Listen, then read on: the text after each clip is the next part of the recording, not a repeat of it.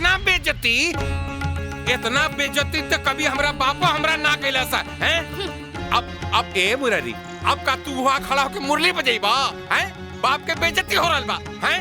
अभी बिहार तबे होगी जब ये हमरा के बंगला और गाड़ी दिए। चल तबे काहे अभई जी, दरोगा जी तनी इनका से समझ ली। और सब ठीक ठाक बा ना?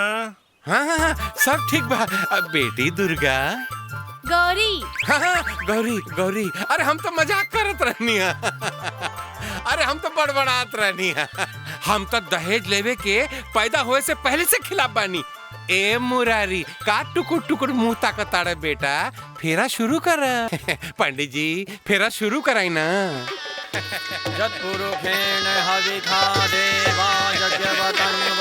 एकदम सही। ये सब कहा ये सब? अरे ये सब बिल है और का?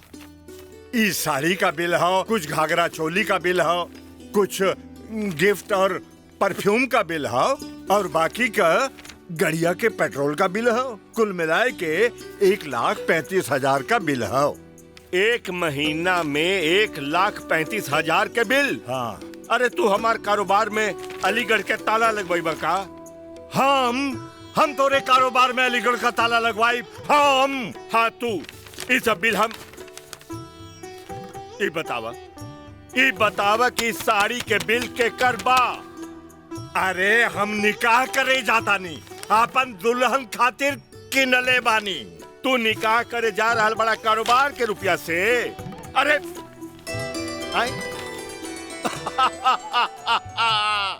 आखिर बासी कड़ी में उबाल आइए गईला। अरे बुढ़ऊ राज, ये बिल हमार ना हो, ये तोहार दुलारे इकलौते पोता ब्रिज का हो। वो खरीद ले बा 25,000 के साड़ी। 25,000 में एक साड़ी? 25,000 में हम तो दुल्हन के साथ साड़ी ले आए। मैं अंसारी, एक बात पता कर कि आखिर ब्रिज इतना खरीदारी केकरा खातिर कर रहा बा? भाई वो तोहार पोता हो, तू जाना और तोहार पोता जाने। देख, आज हमार माथा बहुत गरम बा। आज हम ब्रिज के जरूर मारब। मार मार के ओकर हम चमड़ी उधेर देव ना, ता हमरो नाम बेनी प्रसाद ना। बतावा। और हम हूँ ब्रिज के मारे बदे एगो मजबूत लाठी तैयार ना करवली ता हमरो नाम भी याकूब अंसारी निखे। देखत रहा। ए बाके जा लाठी के तेल पियावल शुरू करा। अंसारी चाचा, कोनो फायदा नहीं खे। 110 लाठी तेल पियौले पियौले सड़ गईल बाटे। अरे बुढ़बाक, समझल करा। आज बुढ़ऊ राज के दिमाग बहुत गरम बा। जा तेल पियावा। ठीक बा अंसारी चाचा, रउआ कहा तानी ता जा तानी। आज तक लाठी के तेल पियावत रहनी, अब तेल के लाठी पियाई।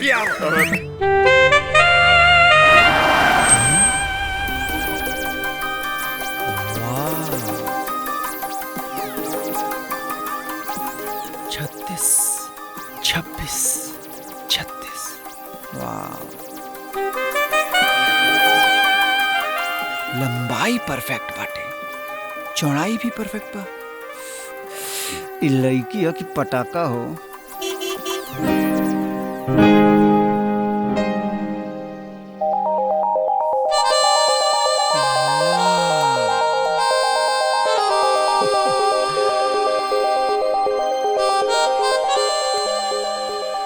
ए मैडम, लिफ्ट चाहिए का?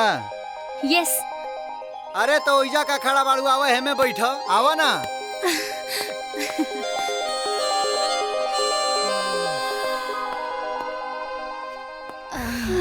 का हो मैडम, आपके गांधी मैदान जाए के बका?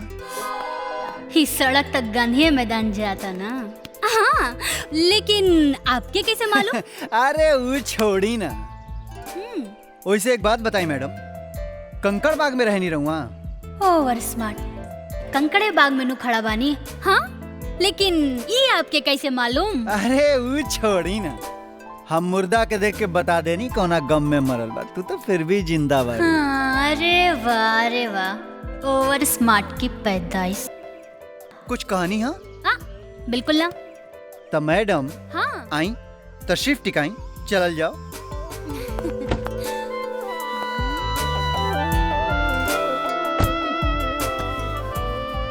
ओइसे आपके देख के हमके लागता कि आपके भूख लागल बा। अरे आपके गैस तो एकदम सही बा। वैसे आपके कैसे मालूम कि आज हम घर से नाश्ता कैले बिना ही निकलल बानी? हमके सब कुछ पता बा। देखिए हम आपकी खातिर का लेके आए बानी। सैंडविच? अरे आपके कैसे पता कि हमरा के सैंडविच बहुत पसंद बा? अरे वो छोड़ी ना, आप तो बस खाएं।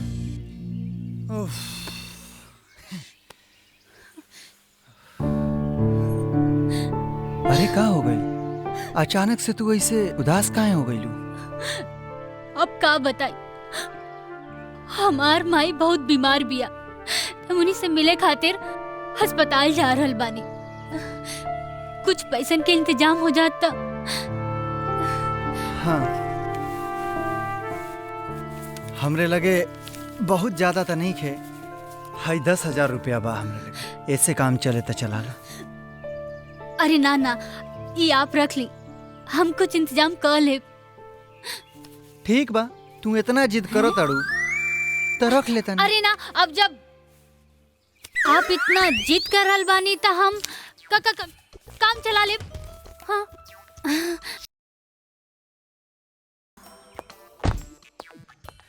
कमाल बा, हम जिद करतानी और हमके पते नहीं थे।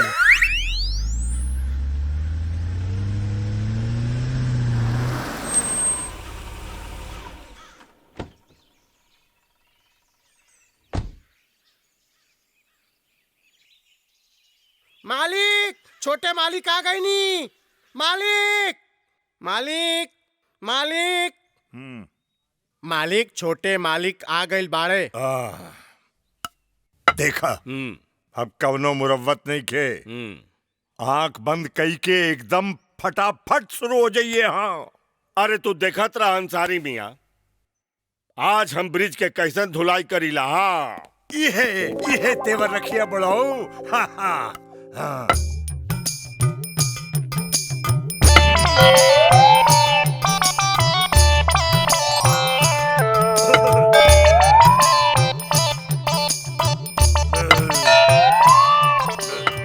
दादाजी, ए दादाजी, का भाई काहे रो रहल बड़ा हो? अरे अब हम केहू के मुंह देखावे लायक नहीं बचल। बाकी का है? अरे वो पेट्रोल पंप वाला हमार बेइज्जती कर देलक। काहे? कहता के हेतना बड़का दादा का हेतना छोट पोता। हाँ, जौले पुरान हिसाब ना दे बताओले हम पेट्रोल ना दे। बतावा। 5 किलोमीटर से गाड़ी के धक्का मार मार के ले आवता नहीं। हाई देखी हमार पसीना।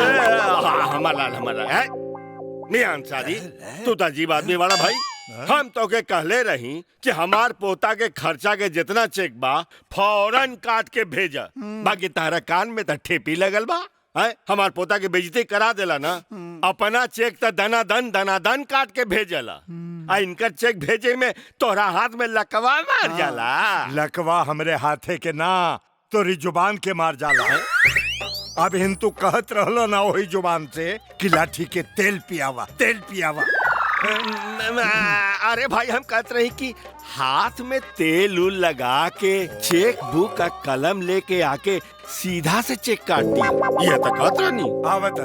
आवतानी दादाजी, बहुत हम थक गइल बानी। हम जाता नहीं तरी फ्रेश व्रेश हो ले। जा है ना? नहा लिया बेटा, नहा लिया। हम चल रे पकवा। चला तानी। हाइला दू चेक। ई चेक तोरे दुलरवा पोता के बिल भरे खातिर। ई दूसर चेक जौन हमार दादाजी तोरे दादाजी के धंधा में लगौले रहे ना। हाँ। ऊ हम भुला गई। हाँ? और हमरे तरफ से ही 50 लाख रुपए तू रखा और हमके माफ करा। अब भैया, हम दादा पोता के बीच में कब बोलाए, हम जाते नहीं। मियां अंसारी, ऐसे मत करे यार, तू बहुत जल्दी उठा जाला भाई। अरे देखा, तू जाने ला कि हमार पोता हमार कमजोरी बा। तू ऐसे करबा ता हम जानीला हम कुल जानीला। बाकी तू नाटक काहे करत रहलो? आज ज्यादा गलती हो गई। हाई ला चेक ढाला, गला मिल। बाके, अरे बाके, बहिरा, अरे चोर काटवा, काम के ना काज के 1.5 सेर अनाज के कबो जई टाइम से मिल। आज राम कटोरी तू आइल बाड़ू कपड़ा लेके, तोर मरद कौनो धोबी के लेके भाग गईल का? हाँ? धोबिन के लेके भाग गई? अरे तोर मिर्गी पड़ो रे, बिना अर्थी के शमशान पहुँचो रे, मुँह कहीं का मटी लगनू। सुप बोले ना आवेला, जब बोले ले तो इहे बोले ले। चल पेन निकाल। पेन के का करबू? कपड़ा लिखब, कपड़ा। पहले जौन कपड़ा लाइल बाड़ू दे दा, पुरान कपड़ा ले ला, तब लाके पेन दे। जाके बैठ। ले पकड़। 13 14 देखा हम ऑफिस जाता नहीं, तू आ जा। 15 नमस्ते मालिक। नमस्ते। 16 कैसन बाड़ू राम कटोरी? ठीक बनी।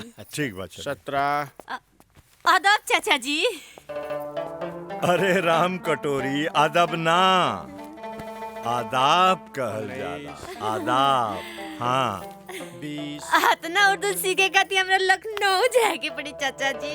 अच्छा राम कटोरी, आज तो हार मरद ना आयल तोरे साथे? चाचा जी अब का बताई, अरे दिन रात बीड़ी फूक फूक के फूकनी नियर हो गई बाड़न। हमरा तो डर लगता कि कहीं एक दिन फूकनी के धुआं नियर उड़ उड़ के अरे मोरी मत जाजू ये दादा। कल का मरता धोबी आज मर जाए, हमारा रास्ता साफ हो जाए। कहीं कैसे मिले के बा? बड़ा बदतमीज औरत बाड़ू। घर के मालिक से पूछा था कैसे मिले के बा? सकल तो चायो दुकान के मालिक से नहीं के मिलत। आइल बड़ा हमर कोठी के मालिक बने। दूसरे के चीज के आपन चीज कहत शर्म नहीं खे आवत? दूसरे के मरद के आपन मरद बोलबू का? बकलोल कहाँ के। अरे बुड़बक, रुपया नगदी मिली त काहे न बोलब? चलो हटा। दुर्गेश सिंह कहाँ छुपल बड़े? अरे बाहर आओ।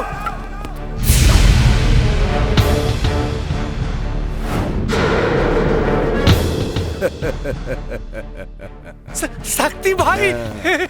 दुर्गेश सिंह,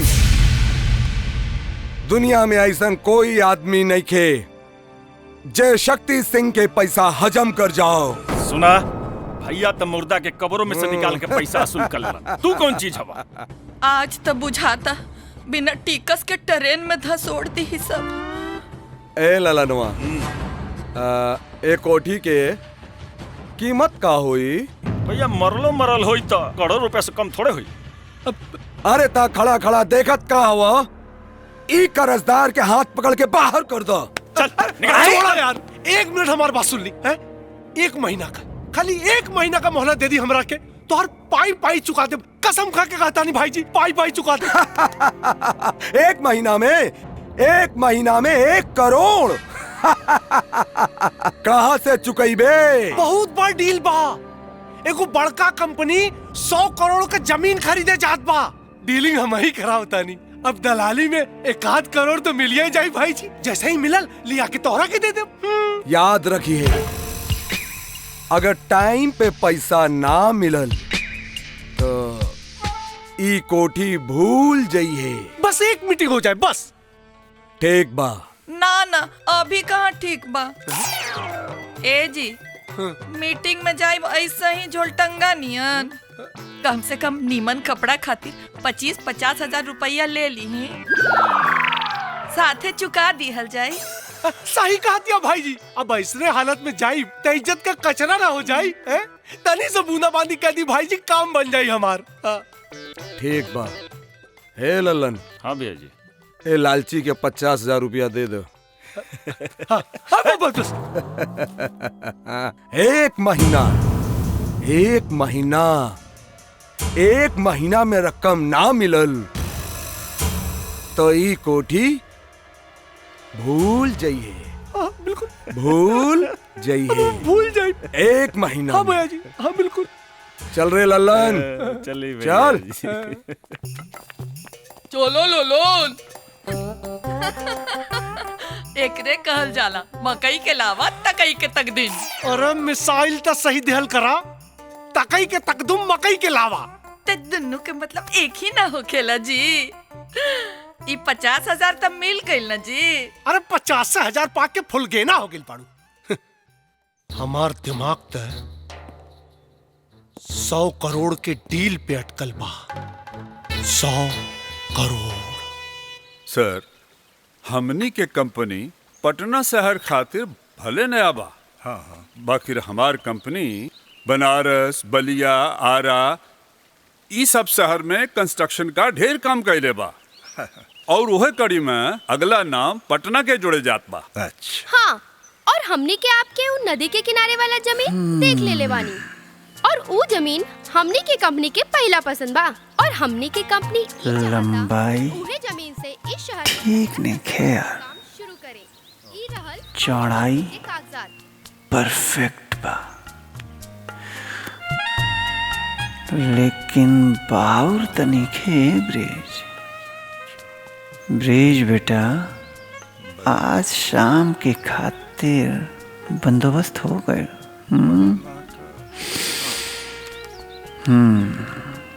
चलो चलो जाल फेंको। अंसारी चाचा, हम आवत हैं। हाँ,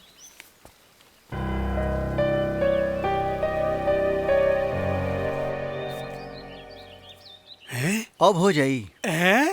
अभी दे तानी साहब, अभी दे तानी साहब। प्रोफाइल तो परफेक्ट बा, बाकी सॉलिसिटर से कंसर्न करे के पड़ी। हाँ, ये ठीक है। कंस्ट्रक्शन कॉस्ट भी ठीक है।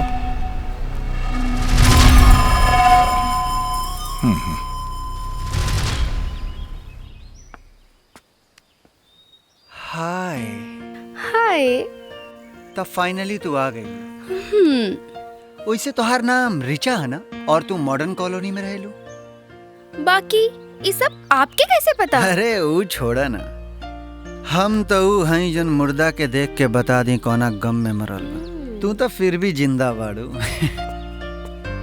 ई जन तोरे होठ पे काला तिल।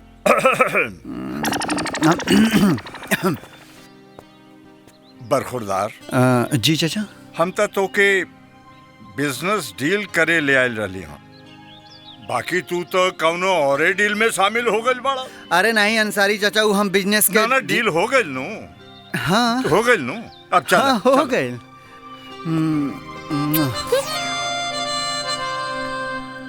का कहत रहे ब्रिज कुमार?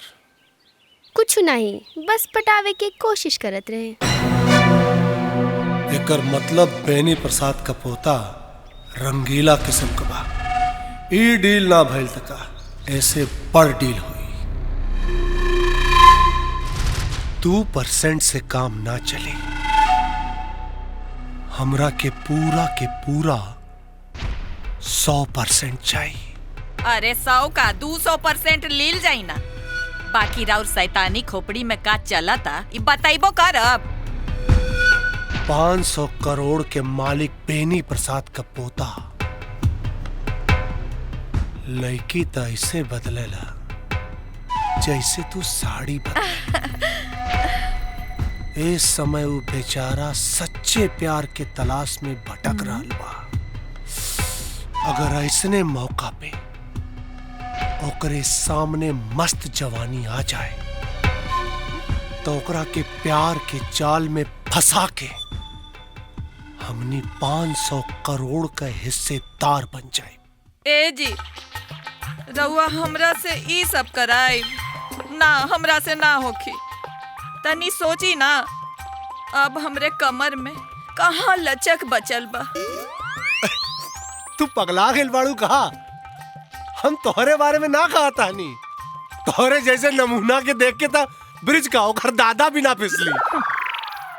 ई काम हमनी का बेटी सपना करी। राउर दिमाग में भूसा भर गइल बा का? ई काम बेटी से कराई? कुछ ऊंच नीच हो गइल त?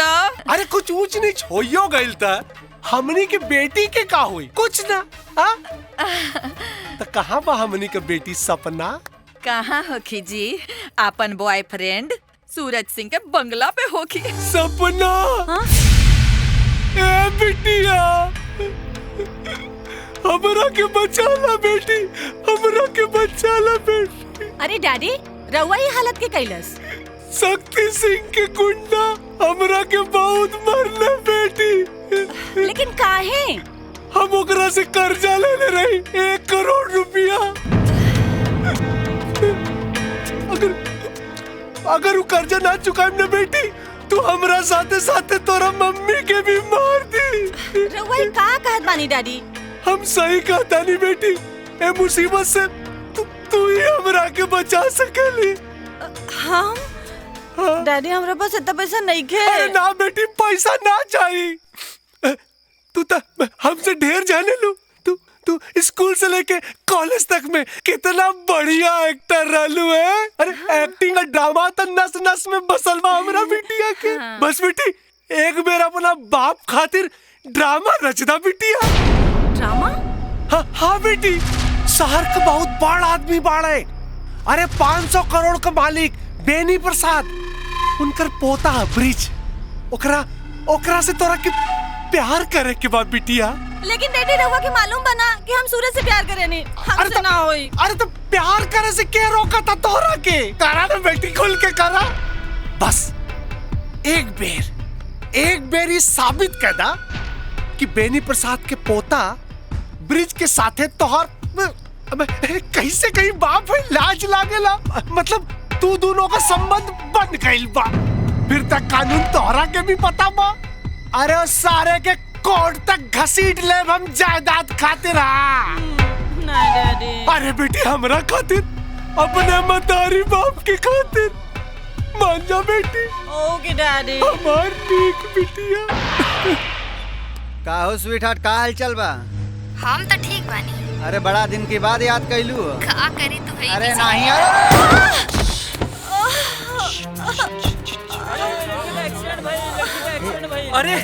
अरे कितना बड़ा एक्सीडेंट कर देले से, लड़की के धक्का मार देले। अरे ब्रेक मार के लड़की के बचा देनी तो कहा तड़ा के लड़की का एक्सीडेंट कर देलस। हां अरे अंधा बाड़ा का गाड़ी देख के नहीं चला सकेला का? अरे बुरबा खवा का मर दे।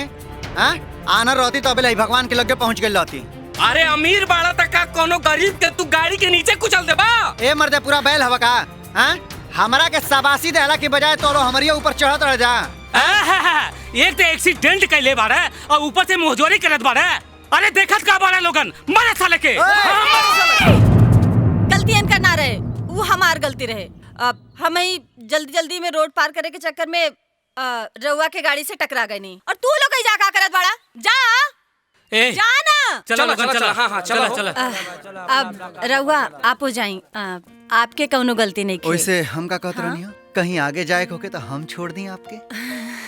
नहीं, रउआ के परेशानी हुई, हम खुदे चल जाए। परेशानी तोरा के छोड़े में और हमके परेशानी हो ही ना सकेला। आवा ना। ओके चलिए।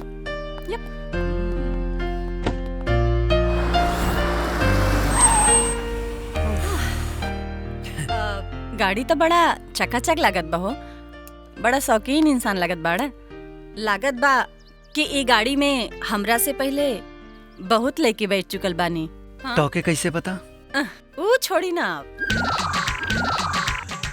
ई डायलॉग कहीं सुनल लागता। खैर छोड़ो, वैसे तो के कैसे पता कि हम शौकीन इंसान हैं? हम तो मुर्दा के देख के जान जाइला कि मरल कौना गम में बा। रउआ तो अब ही जिंदा बने। अरे इहो डायलॉग कुछ सुनल लागता। खैर छोड़ो, वैसे हमारे बारे में और का जाने लू? हम तो आपके बारे में इहो जाने ली कि इस शहर के बहुत बड़े करोड़पति बेनी प्रसाद जी के पोता हैं। हाँ। रउआ के सफेद रंग बहुत पसंद बा। हाँ। और कार से लॉन्ग ड्राइव जाए रउआ के हॉबी है। सही कहनी? लेकिन तो के कैसे पता? वो छोड़ी ना आप। बेटा ब्रिज, यार ये सगरो एक्शन रिप्ले काहे होता हमरे संगे?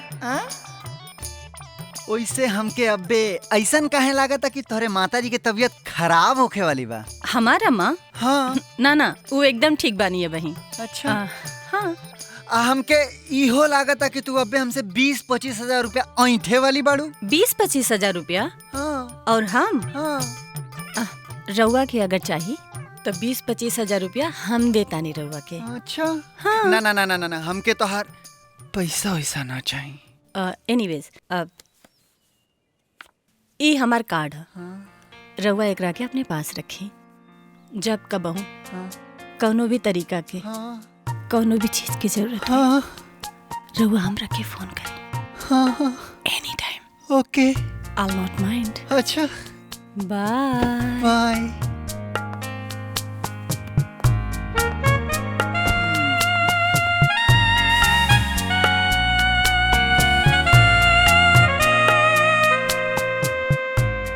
बेटा ब्रिज, आज ले जितना लड़की तोहरी जिंदगी में अली सा कहीं ना कहीं ससुरी तोहरे के लूटे खातिर अली सा। ई पहली लड़की ऐसन बिया जौन तोहरा के पैसा देवे के बात करत या। कहीं ऐसन त नइखे कि तोहरी जिंदगी में आए वाली तोहार करेजा तोहर जाने मन इहे होखे।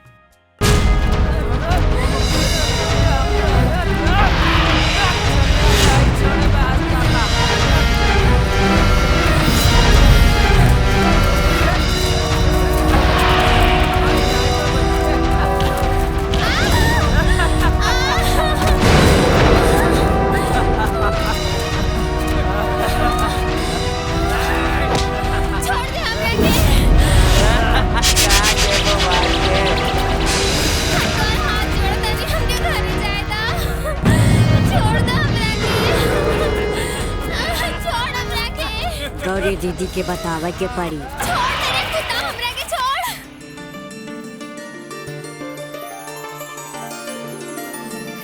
वाह दीदी वाह, का निशाना बा।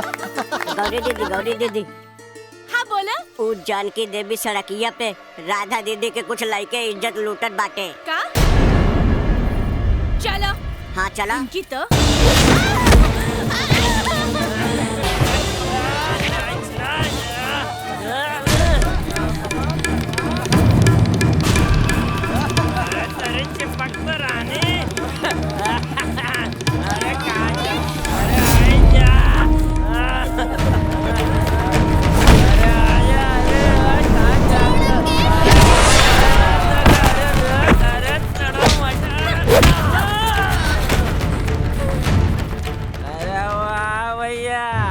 राधा के साथ गौरी भरी। नारे छछुंदर, तोहर माई के साथ बहिन फ्री। गौरी चुप। नपुंसक लोग आज फ्री में काका मिलेला हम बतावतानी।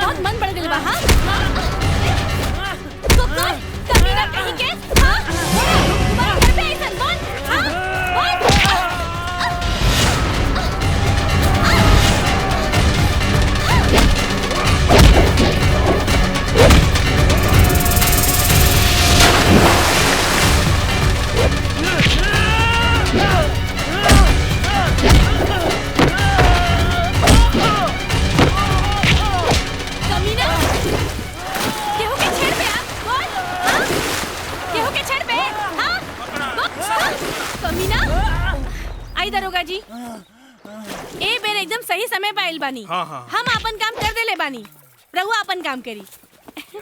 अबे चल तोर चल भी निकाल तानी चल।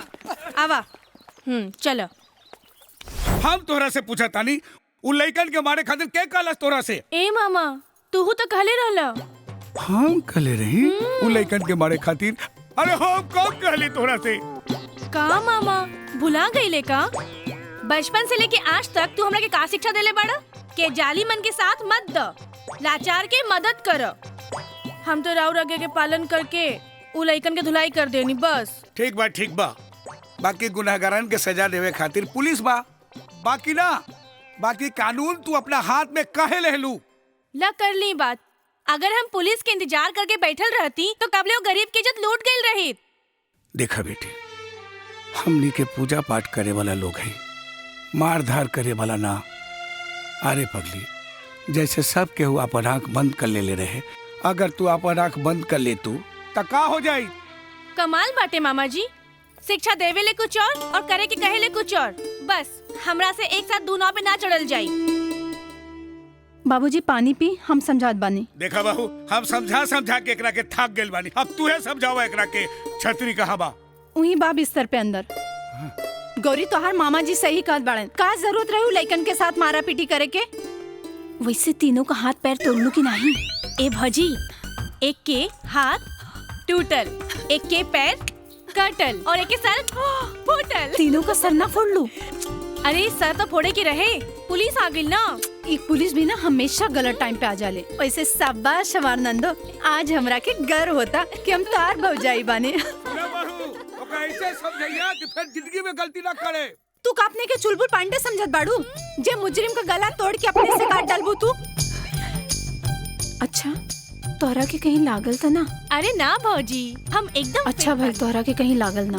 दीदी कतो न कतो तो चोट लागल होखी ना। लिही दूध पी ली, दूध पीला से ताकत आई। फिर कभी मौका मिलल ना तो सीधा गला ही काट दिया। हाँ, छात्री तो मिल गई। आज के बाद तोहार घर से बाहर निकलल बंद और छोट छोट लड़कन के साथ खेलल बंद, समझ लो। बाबूजी हम डांट देनी। शाबाश बहू, बहुत बढ़िया कही। जाना तारू बहू, एकर इहे सब हरकत से अभी तक एकर ब्याह ना भइल। एकर छोटकी के रिश्ता तय हो गई।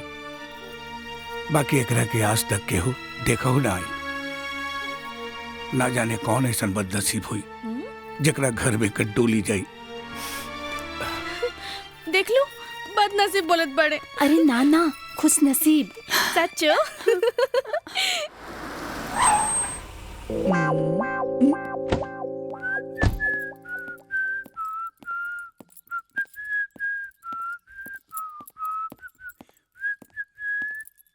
हाँ?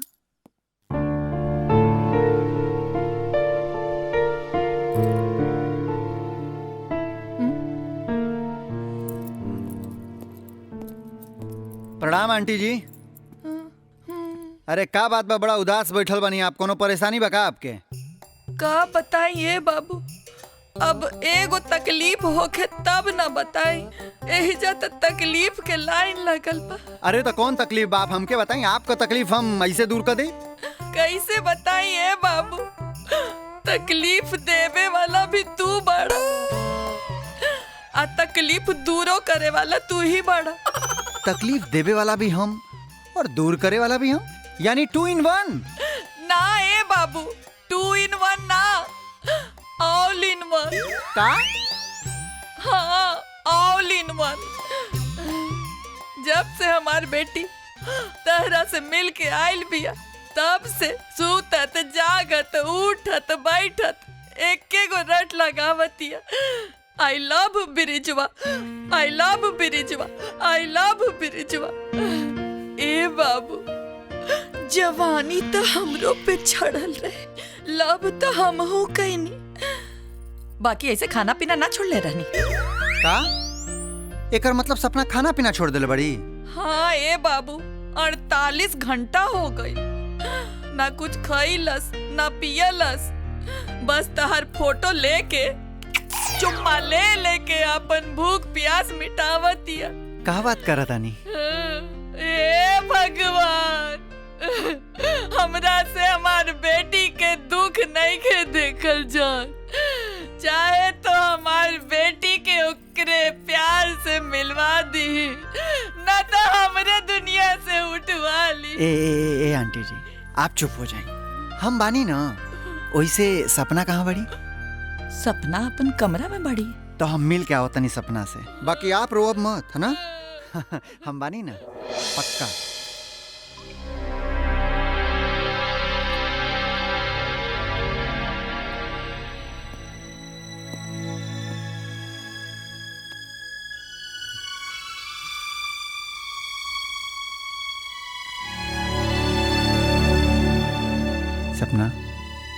ए सपना, सपना। हाँ, अरे ब्रिज, तू कब अइला?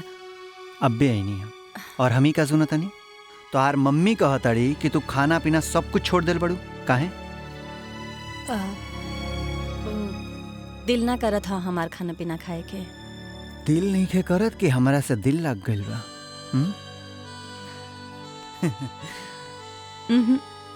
ऐसे शर्मातड़ू जैसे डोली में बैठल दुल्हन। हाँ? अपने मम्मी से तो 50 बार कह चुकल बड़ू कि हम ब्रिज से बहुत प्यार करेनी, और जकरा से कहे के चाही ओकरा सामने इतना शर्म। हाँ? ए सपना, ए सपना, हाँ? एक बार कहना कि तू हमसे प्यार करेलू। सपना तो क्या हमार कसम ना, एक बार कह दो कि तू हमसे प्यार करेलू। सपना अगर तू ना कहबू ना तो हमार दिल टूट जाए। एक बार कह दो कि ब्रिज हम तोहरा से प्यार करेंगे। मन तो करता ससुरा हम फोन में पटक दे। हमेशा ससुरा गलते टाइम पे बाजला टे टे टे टे। I love you Brij. Sapna, सपना।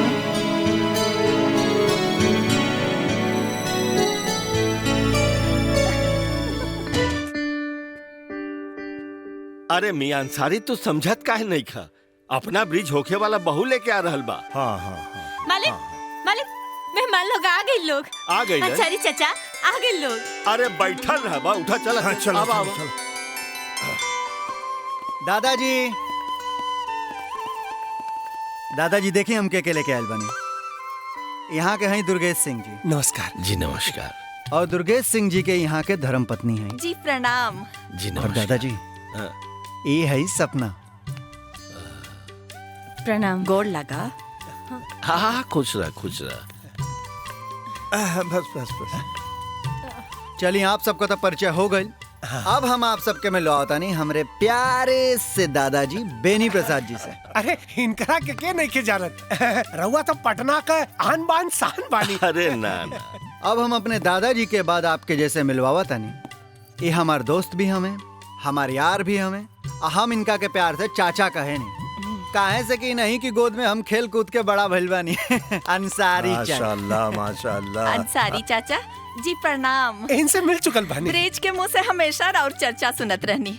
आज भगवान के कृपा भइल कि मुलाकात तो हो बहुत गई। तारीफ कर रहे। माशाल्लाह माशाल्लाह। आई आई आई बैठी। हाँ चलिए। ए राम कटोरी, छोटे मालिक के तो मामला फिट हो गई, बाकी हमनी के मामला कब फिट होई? है पकड़ा तनी मामला फिट करबे ए सुरता वाला। हाँ, लौका तो नहीं खेत ना बड़का बड़का भटको वाले खाक से कि हमार मांग भरल बा, रमधनिया भर ले बा, हम शादीशुदा हई। तोर मरद मरे वाला बा, यही खातिर एडवांस बुकिंग कर रहल बानी। अरे दुगलऊ, अरे तू नास पिटो रे। अरे हमार भतुर के मरे से पहले साथी मैया तोहरे के उठा ले सच को और चढ़ाई दी। अरे तोहरा के तो ममोर के चूल्हे में घुसाई के अपन करियाई के आज बनैती है दुगलऊ। आईनी मालिक। ये तात बाकी गाली बाद में सुनब। ई पकड़ा। अरे तोर त नास पिटो। रहुआ के हमनी के जा का मकसद तो पता होई। हाँ हाँ पता बा। देखिए, आज तक हम अपना पोता के कोनो बात खातिर मना नहीं कैले। ओकर हर खुशी पूरा कैली। आखिर ओकरे खुशी में तो हमार खुशी बा। फिर तो दादाजी आपके तो एक बार मालूम होखी कि ब्रिज का पहला और आखिरी पसंद हम बानी। हम सच कहतानी, ब्रिज आ सपना के जोड़ी एकदम राम सीता के जोड़ी लागत। हाँ, बिल्कुल बिल्कुल। आ ई दोनों के इश्क त लैला फरहाद आ सीरी मजनू से भी आगे निकल चुकल बा। राम के बेला में हम झूठ ना कहब। अरे मिसाल तो सही था, कम से कम लैला मजनू और सीरी फरहाद त दोनों के मतलब एक ही ना हो। ऐसे कैसे होला? अंकल जी के केस ऐसे ही पाग गइल का अंकल जी? अंकल जी सब समझ गइले। तब हमने ये रिश्ता पक्का समझी। अरे हमने रिश्ता पक्का करे वाला के है। रिश्ता पक्का तो बच्चा लोग करी है। हमने क्या आशीर्वाद दे दिया जाए। एकदम सच कहनी है अंकल जी। जब दूल्हा दुल्हन राजी त का करी काजी। का बात है? अच्छा तब लगन हाथ बरच्छा भी कही दहल जाओ। कहा कि ना सिंह साहब बैठी। बरच्छा के रकम हम अभी स्वीकार ना कर सकीले। अब काहे? काहे से कि हमार जिंदगी के एगो उसूल बा, हर काम खातिर हम शुभ मुहूर्त निकाली ले और ओकरे बाद हम काम के अंजाम दी। अरे तब कौनो बात नहीं है, हमनी एजा आ गई नहीं, राउंड दर्शन हो गई है बहुत बा है। बरच्छा 10-15 दिन बाद हो जाई काजी है। हाँ जी। तब आज्ञा दी चलल जाए। रउआ लोग कुछ खैनी ना ना अगली बार जब आओ जाए तो आराम से खाल पियल जाए। अच्छा ठीक बा चला ब्रिज छोड़ा। प्रणाम। अच्छा आदाब आदाब। हाँ जी चला। खुश रहा।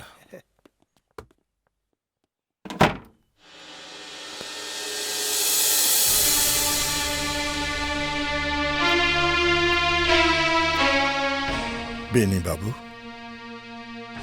रउआ का उहे सोचत बानी जौन हम सोच रहल बानी। हाँ मियां अंसारी,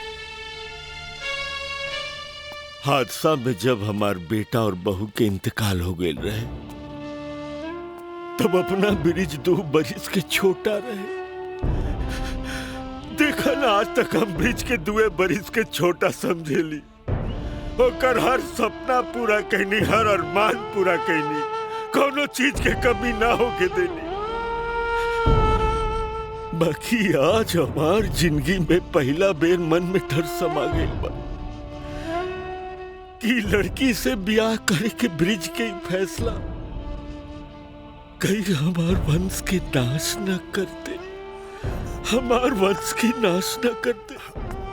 बेनी बाबू अल्लाह ताला पर भरोसा रखी, कुल ठीक हो जाई। मालिक गांव से शास्त्री जी आइल बनी। मालिक आदाब। खुश रहा। आए नमस्कार मालिक। चाचा जी गोड़ लगाता। खुश रहा।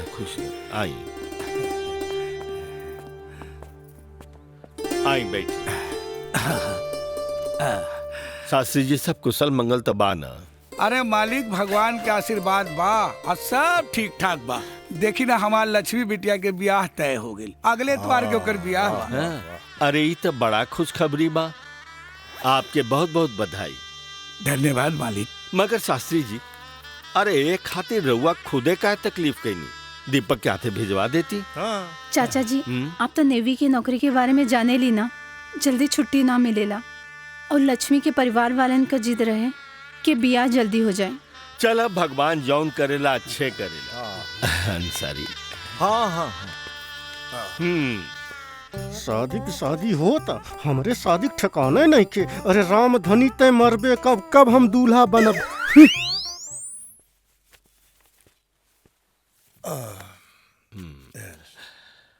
शास्त्री जी ये हमरा तरफ से एक छोटा सा भेंट। ना मालिक ऐसा कब्बो ना हो सकेला, हम ई भेंट इहुआ ना लेब। अगर ई भेंट हम इहुआ ले लेनी तरह शादी में राय भी हम समझ गई नहीं। अरे कैसन बात कर रहल बानी शास्त्री जी, उस सबसे गांव के बेटी है, हमनी कैसे न जाए आशीर्वाद देबे? ऐसा कब हो सकेला बताओ अंसारी। हाँ शास्त्री जी महाराज ऐसा कैसे होगी? इंशाल्लाह हमनी के लक्ष्मी के आशीर्वाद देवे जरूर आए। नमस्ते। राम राम। ए भाई साहब कहाँ जात बड़ा? अरे मंडप के भीतर जात बानी, तोहरा के दिखाई नहीं के देत का? अच्छा मंडप में जाई।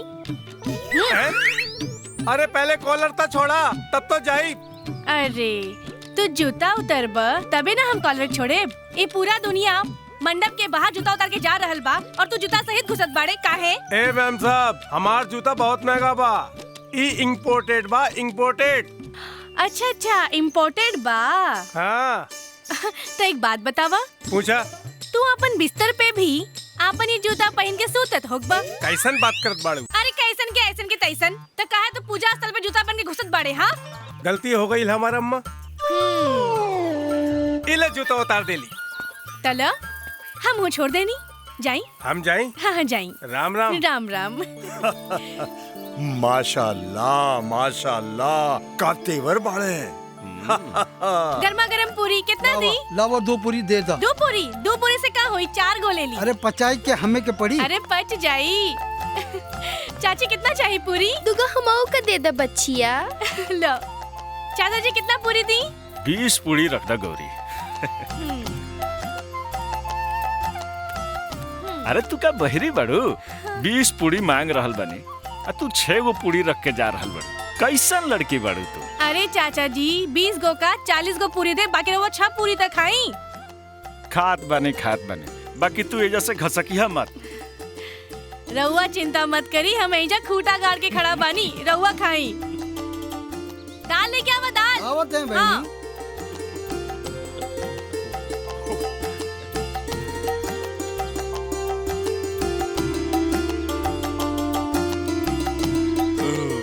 ली रहुआ डकार लेत बानी, अब इन तो 14 को पूरी खाएंगे बा। पेट भर गिल गौरी, अब ना चाहिए। वाह 20 गो पूरी खाए वाला 6 गो पूरी में ही डकार ले ले लो। ना ना ऐसे ना पेट चली। फुल हो गिल गौरी, अब रहेदा। अब सोची कि अगर हम रहुआ के 20 गो पूरी दे देती तो रहुआ 6 गो पूरी खाईती और ओकरा बाद 14 गो पूरी झूठा प्लेट में छोड़ के चल जाती और ओकरे बाद हमरा के झूठा प्लेट के कचरा के डब्बा में फेंके के पड़ जात। तो एकर का मतलब? अनाज के अनादर, और अनाज के अनादर के मतलब होला भगवान के अनादर। बुझाइल? बुझ गए नी गौरी। चाहिए रवा के कितना चाहिए? 2 ठो दे दा। 2 ठो से का हुई? अरे बेटी सवेरे सवेरे घर से नाश्ता करके चलनी है। अरे वो तो गाड़ी में पच गई हुई। अच्छा तो 4 ठो दे दा। ई भइल ना बात। ली रवा के कितना चाहिए? जितना इनका के देले बाड़ू उतने दे दा। 4 गो। ना राहु शरीर देख के लागता रवा के 6 गो पूरी खाए के चाहिए। हाँ तो 6 गो दे दा। 2 पूरी खा ले, बाकी 4 गो पूरी बांध के ले जाए, कौनो अल्लाह के बंदा के दे दे। जी जी बिल्कुल बिल्कुल चली। रवा के कुछ चाहिए का? वेदग्वं सर्वं यद्भूतं यच्च भाव्यं भूतामृतशेषानो यदन्ये नातिरोहति एतावानस्य महिमा। बस आप फेरा रोक दा।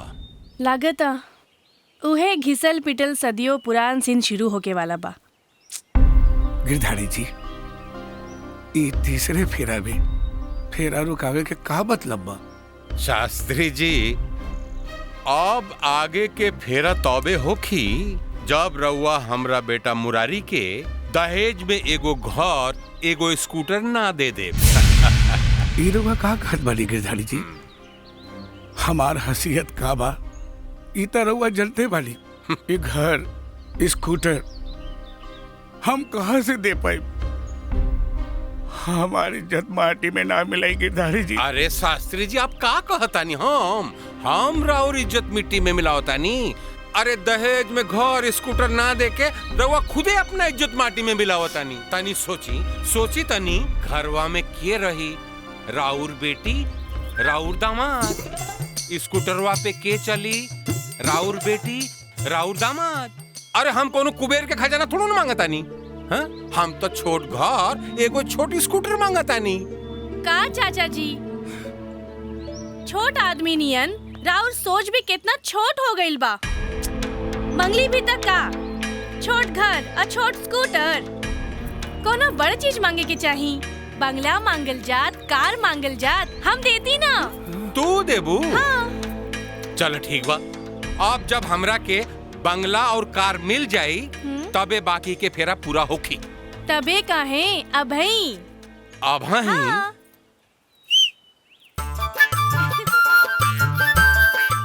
ई का है? ई राउर के बड़ बंगला बा। और ई है गाड़ी। चाचा जी अपन कार में बंगला के रख के ले जाई। ई लइका लोग के खिलौना दिखा के मजाक करत आड़ू हैं? अब ई बियाह कोनो कीमत पे ना होखी। हाँ चल बेटा। रुक। का चाचा जी चल बेटा रुक बेटा का लगोले बानी? अगर हमार बस चले ना तो रउआ के दुनिया से चलता कर दी। का? जी चाचा जी जब एगो बाप अपन पैदा की हल बेटी के हाथ केहू पराया मर्द के हाथ में देवेला तो वो हाथ नहीं खे, अपन करेजा के टुकड़ा और अपन जीवन के कुल पूंजी ओकरा हाथ में रख देवेला। और जब उहे टुकड़ा के केहू दिल दुखावेला तब मन करेला कि वो इंसान के मुंह पे जूता मारो।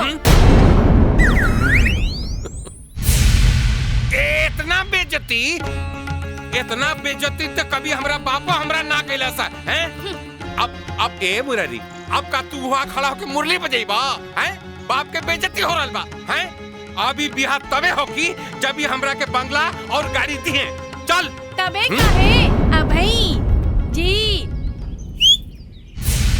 दरोगा जी तनी इनका से समझ ली। और सब ठीक ठाक बा ना? हाँ, सब ठीक बा।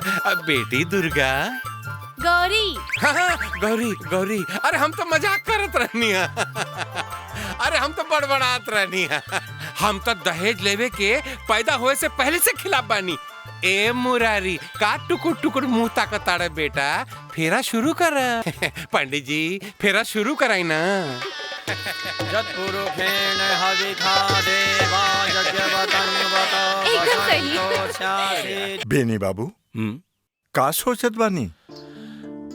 सोचत बानी कि गौरी के बेटी बना के अपना घरे ले आई और यह कोई बढ़िया लड़का देख के ओकर ब्याह कर दी। वाह वाह वाह वाह बुढ़ऊ, हम तो हार चालाकी खूब समझतानी। तू गौरी के यहाँ से बेटी बनाई के अपने घर ले जाइबा और वहाँ ब्रिज बबुआ के संगे होकर ब्याह रचाइबा। अरे तो साफ साफ काहे नहीं कहताड़ा कि तू गौरी के अपन बहू बनावे चाहताड़ा? का बेटी बेटी बेटी के ढोंग करताड़ा? मियां अंसारी, हाँ, हम वो आदमी के बहुत बदकिस्मत समझीले जे अपना बहू के बहू बना के लावेला और जिंदगी भर ओकरा के बहुए समझेला। और वो आदमी के हम बहुत खुशकिस्मत समझीले जे अपना बहू के बहू बनावे से पहले अपना बेटी बना लेवेला। वाह वाह वाह वाह वाह बुढ़ऊ, खुदा कसम कब्बो कब्बो तो तू बड़ा समझदारी के बात करेला। का जरूरत है ब्याह के मंडप में इतना ड्रामा करे के? मामा, ड्रामा हम कहाँ कईनी है? ड्रामा तो गिरधारी चाचा करत रहलन, हम तो ड्रामा के खत्म कईनी है। बोले ना भौजी। देख बेटी, गिरधारी जी तोहर छोट बहिन लक्ष्मी के ससुर बारन। अगर कल हो के ओकरा के दहेज के खातिर से तैयार तक का होगी? अगर गिरधारी चाचा लक्ष्मी के दहेज खातिर परेशान कैलस तो हम उनके खींच के 4 चप्पल मारे और उनका मुंह उल्टा तवानियन चपटा हो जाए। अरे चुप हो जा। जब देखा लड़ाई झगड़ा, बिना लड़ाई झगड़ा के तोहरा पेट के औने हजम न होके आखिर तू अपने आप के समझल इसका? मामा। अरे शास्त्री जी। अरे मालिक, काहे डांट रहल बानी बेचारी के? अरे मालिक, एकरा के रउआ बेचारी कहा तानी, ये एक नंबर के बड़ा मारी बा। रउआ देखली ना ब्याह के मंडप में कैसन बड़मंडल बचा देलस। शास्त्री जी, ये जौन कुछ कैलस मंडप में एकदम सही कैलस। का? ए भौजी, कितना सुंदर विचार बा। हाँ, एकदम हमरा से मिलत बा। अरे चुप कर ना। अरे बात तो पूरा होके दो। इनकरा के हमार आधा उम्र लाग जाओ। अंसारी जी, रउआ मालिक के समझाई ना। रउआ तो देखबे कैनी गौरी मंडप में केतवर बड़ गलती। अरे गौरी तो कुल ठीक कैलस। हाँ, कमाल करतानी अंसारी जी। अरे रउआ ओकरा के डांटे के चाहत रहे तो और ओकरा के तरफदारी करतानी। देखा शास्त्री जी महाराज, आदमी जौन भाषा समझला ओकरा के वही भाषा में समझावे के पड़ेला। तो गौरी बिल्कुल ठीक कैलस है। का? वाह भौजी, इहो सज्जन पुरुष लागत बाड़े। वाह। ए भौजी, इनकरा के भी हमार आधा उम्र लग जाओ। अरे थोड़ा सा उम्र अपने बदे बचा के रख लेना। ओ हाँ हाँ हाँ। मालिक, गिरधारी जी हमार छोट बेटी लक्ष्मी के ससुर बारन। अब वो घर में लड़की की जिंदगी बितावे के बा। बाकी ये लड़की के अपन गलती के एहसास नहीं के हो खाई। गलती? हाँ मामा जी, हाँ, हमरा में खुशी बा, गम बा, शराफत बा, नजाकत बा, लड़ाई बा, बाकी गलती नाम की चीज नहीं खे। हाँ, हाँ, हाँ, गलती नाम की चीज हो भी ना सकेला। अरे तू तो गलती के भंडार बाड़ू, गलती के गोदाम बाड़ू, चलत फिरत शोरूम बाड़ू। हाँ शास्त्री जी, मगर हमरा तो एकरा में बेशुमार खूबी दिखाई दे रहा बा। हमरा अंदर बेसुमार खूबियाँ और हमके पता ना रहे। पगली। अरे वाली खूबियाँ ना खामियाँ ही खामियाँ बा। रउआ एकरा के एक दिन खातिर अपना घर ले जाके रख के देखी, फिर रउआ के पता चली कि का खूबियाँ बा आ का खामियाँ बा। ठीक बा शास्त्री जी, त गौरी के हम बेटी बना के अपना घरे ले जा रहल बानी और उन्हें एगो बढ़िया लड़का देख के ओकर ब्याह करा दे। ई रउआ का कहत बानी मालिक? शास्त्री जी, रउआ अच्छी तरह जानी ले कि बेनी प्रसाद जे कहेला वो करेला। मालिक, गौरी जब 5 साल की रहे तो घर से निकल माई बाप दोनों मर गईलन। तब से यह भागा मामा पढ़ा लिखा के मर गईलस।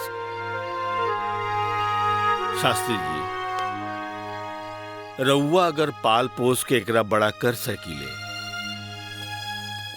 तका हम दादाजी बनकर एकर ब्याह ना करा सकीले। मालिक, तब तो हमारा गौरी के भाग उदय हो जाई। टका हम रउआ के दादाजी कह सकीला? हाँ कह सकेलू? अरे अबे यही बखत से दादाजी दादाजी दादाजी करना शुरू। दादाजी। हे भगवान।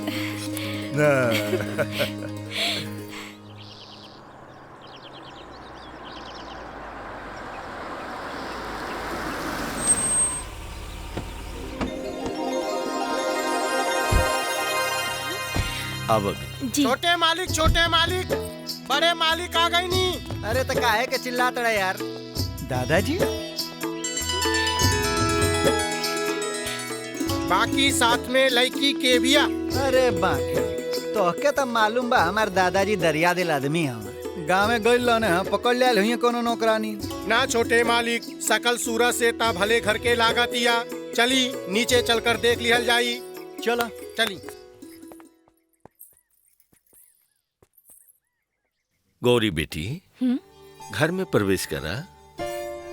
लेकिन दादाजी, रउआ लोग के रहते हम घर में पहले कैसे प्रवेश कर सकीला? रउआ लोग चली, हम पीछे आए। ना बेटी, तू ई घर के बेटी हो, ई घर के इज्जत हो। और सच कहीं तब बरसिन बाद ही घर में लक्ष्मी के प्रवेश हो रहल बा। लेकिन दादाजी। लेकिन वेकिन कुछ ना। चला कदम बढ़ावा। चल चल।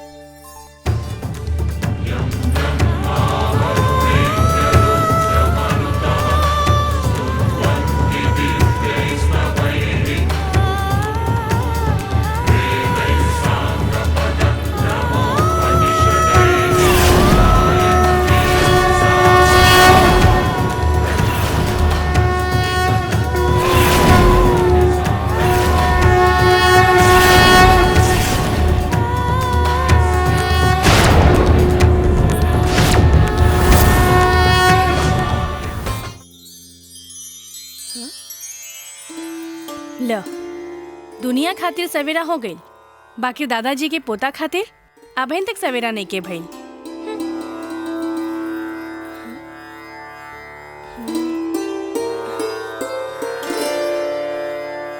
ना। हाँ।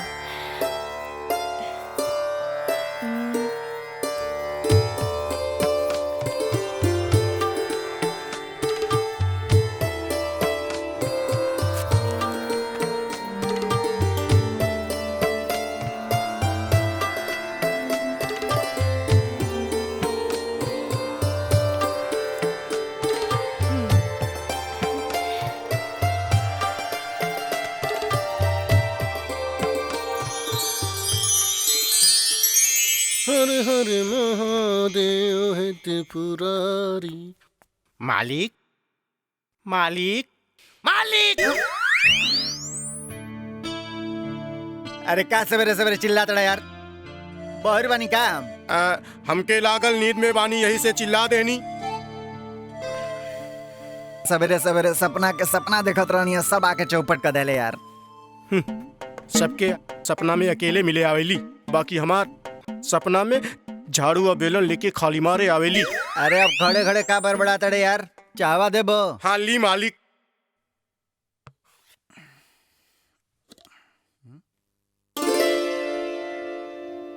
है प्रसाद के रखल सी हो? नाइकी से ठाइन जौन आइल बिया उहे रख के गईल हा। ए उससे ठानी नहीं, नौकरानी है घर के। नौकरानी? हाँ हाँ हाँ वो है। पकड़। हाँ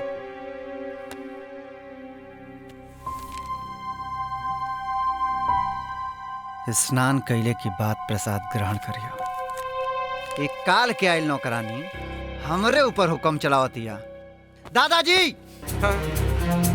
ए दादाजी, दादाजी ए दादाजी, कहाँ बानी, बाहर आई। सुनी जी, आपके कोनो काम होके तो हमरा से कहीं, दादाजी के काहे परेशान करत बानी? हम तोहरे मुँहे नहीं खिलागल चाहत, समझ लो तू। ओ तो हमरा के भी तोहार मुंह लगे के कोनो शौक नहीं खे, समझ लो। और वैसे भी हम का कहा देनी, हमके प्रसाद कब खाए के बा और कब नहीं खाए के, ई तू बतेबू हमरा के। अरे ते में बुरा माने की कवन बात बा, हम तो बस यही से लिख देनी कि प्रसाद के अनादर ना होखे। ए गांव के जाहिल अनपढ़ गंवार लईकी, हमरा से दूर रहिए, बुझलू। ओ खबरदार, जे हमरा के जाहिल अनपढ़ गंवार बोला था त का कलेबू, का कलेबू तू? जब केहू गांव में हमरा सामने उंगली दिखावेला तब ओकरा धड़ से ओकर हाथ उखाड़ दिला। तोहारी पहला गलती है, यही से माफ करतानी। अरे चला बड़ा आइलू माफ करे वाली, तोरे जैसन 36 आवेला लो 40 चल जाला लो। सुन भाई दादाजी। अरे का बात बा, तू सवेरे सवेरे चिक चिल्ला कह रहल बड़ा? दादाजी ई काल के आइल लईकी हमरा पे हुकुम चलावतिया, हमरा पे। ई हुकुम चलावतिया? गौरी बेटी बहुत गलत बात ना, ऐसा ना होवे के चाही। बाकी गौरी बेटी भाई का रहे? देखी ना दादाजी, वो हम देखी ना दादाजी, वो हम प्रसाद रखत समय बस इतना लिख के आयल रहनी कि प्रसाद स्नान करके ही खई हो, ना तो प्रसाद की अनादर हो जाए ना। अब खुदे बताई का हम गलती के ले बानी? ना एकदम ना, इमे गलती के का बात बा बेटा? हमारा तो गौरी के बात में कोनो गलती दिखाई नहीं के दे। दादाजी रहुआ भी ना। अरे का चल रहल बा?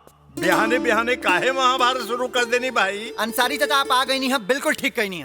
अरे काल के आइल लईकी आज से हमरा पे हुकुम चलावतिया। हाँ बड़ा बुरा बात बा बिटिया, तू हुकुम चलावे लगलू। अरे हुकुम चलावे खातिर तब पूरा जिंदगी पड़ल बा बिटिया। का? कुछो नहीं कुछो नहीं। का भइल बा बबुनी? वो अंसारी चाचा, हाँ। वो हम अंसारी चाचा, वो तो बस हम प्रसाद रखत समय इतना लिख के आयल रहनी कि प्रसाद स्नान केला के बाद खई हो, ना तो प्रसाद की अनादर हो जाए ना।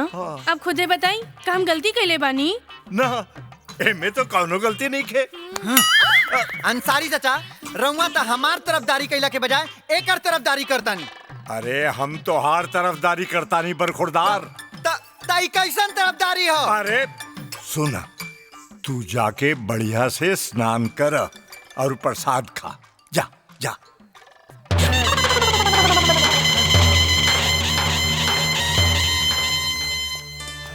मियां अंसारी, अरे का सोचले रही और यहाँ का हो रहल बा? यहाँ तो सब उल्टे हो रहल बा। अल्लाह ताला माफ करिए। ए बुढ़ऊ राज, तो हर बाल सफेद हो गए, बाकी अब हिन तक तू ही ना समझ लो के झगड़ा चिल्लम चिल्ली तू मैं अरे ई कुल मोहब्बत के पहला सीढ़ी होला। अरे अरे अरे ए बेटी रुका।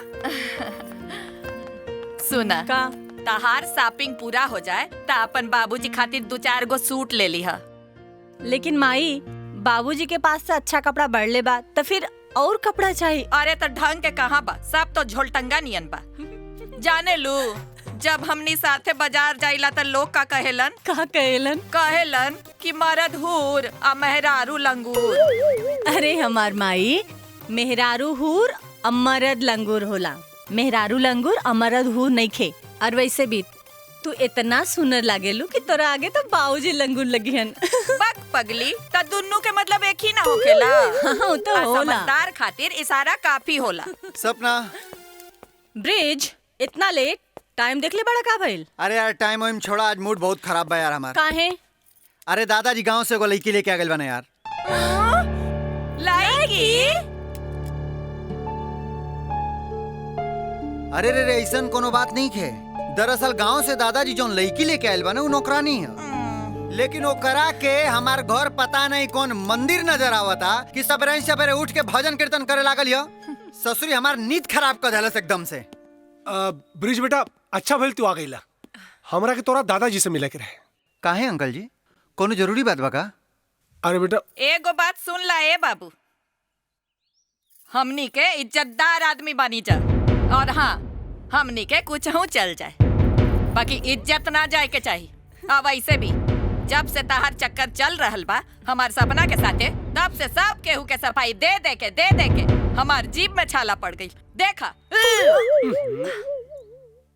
देखा बेटा, बात दरअसल ये है, इससे पहले कि समाज में लोग तू लोगन के रिश्ता के लेके बतंगड़ बनावे, ब्याह हो जाए कि चाहिए। अब वैसे भी तो दादाजी हमरा से कहले रहे कि पंडित जी के मुहूर्त दिखा के दिन और तारीख तय कर दे। अंकल जी, आपके चिंता कैला का कोनो जरूरत नहीं है, हम आजे बात करब दादाजी से। अरे बेटा, हमरा के यह उम्मीद रहे तोरा से है। ओइसे आज ले हम 1000 लोगन के ऊपर बियाह के मुहूर्त निकाल ले बानी। अच्छा। लेकिन अपने बियाह के मुहूर्त ना निकाल पाए। अरे वो का है पंडित जी? एकरा मारे के हम दूसरा के ब्याह में इतना व्यस्त रहनी कि अपने खातिर समय ना मिले। अरे पंडित जी, हमहू राउर लाइन में शामिल बानी, हमहू निकाह ना कहीं। हाँ पंडित जी, मियां अंसारी सही बोल रहा बाड़े।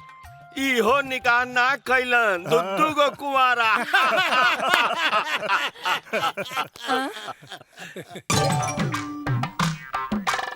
मुझौसी।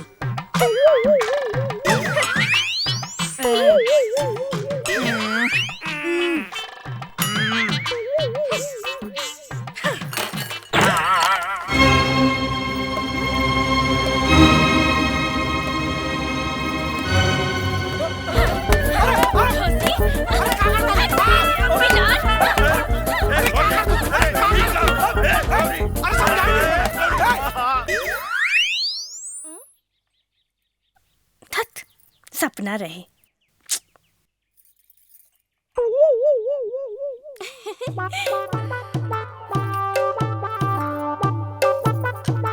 लीही रवा सबे। अरे गौरी, घर में तो बाके रहबे कई, तू काहे के तकलीफ कैलू बेटी? दादाजी, घर के सदस्य होके के नाते मेहमान के सेवा सत्कार के लिए हमार कर्तव्य बाटे। श्रीमान जी, खाए पिए के सामान ज्यादा देर तक खुला रखल एकर अपमान हो। या तो एके ढकवा दी या तो हमके खाए के अनुमति दी। अरे ली पंडित रउआ ली।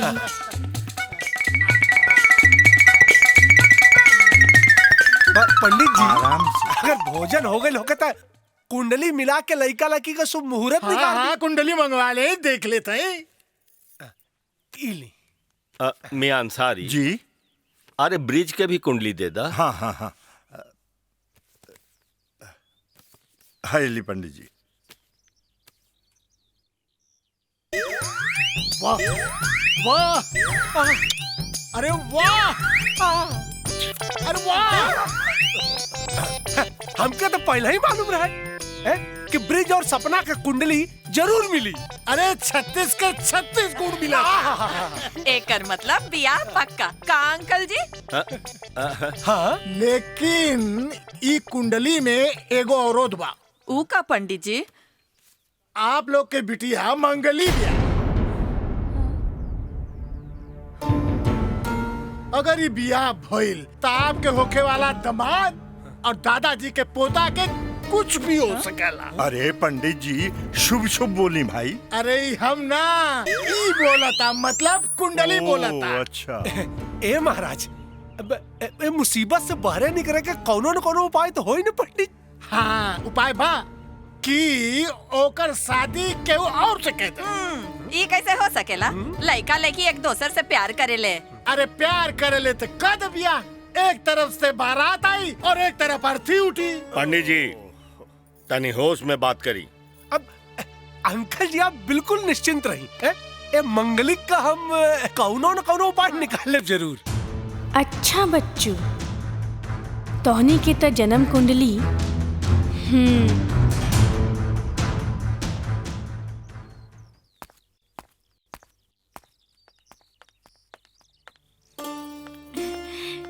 दादाजी हमके कुछ सामान लेवे खातिर बाजार जाए के बा। हम 2 घंटा में वापस आ जाए। अकेले जेबू? हाँ, गांव में भी हम बाजार अकेले जात रहनी, शहर में भी चल जाए। अरे बेटी वो गाँव रहे, इस शहर बा यहाँ हेरा जेबू। दादाजी हम तो दुनिया के घुमा दी, हम कैसे हेरा जाए? अच्छा अच्छा ठीक बा, गाड़ी लेके जा। दादाजी हाँ हम घोड़ा गाड़ी चला सकीला, बैलगाड़ी चला सकीला, स्कूटर रिक्शा सब चला सकीला, बाकी हमके मोटर गाड़ी चलावे ना आवेला। का भइल? अच्छा अच्छा ठीक बा, तो के गाड़ी चलावे के नहीं खे, अरे ड्राइवर साथ ले जा। अरे ड्राइवर ता छुट्टी पे बा। छुट्टी पे? बाकी का है? ओकर बड़का भैया के तबीयत खराब बा, जोलाब लागल बा ओके, यही से। हाँ बाकी मियां अंसारी अब एके लेके के जाई? आ गई ब्रिज बेटा, आ गई ब्रिज बेटा, इनके लेके बाजार चल जा। का? हाँ। इनका के? हाँ। हम? हाँ। ई कब ना हो सकेला। दादाजी हमके भी इनका साथे नहीं खे जाएगी। ए तोके का लागता तोके हम लेके जाई हैं?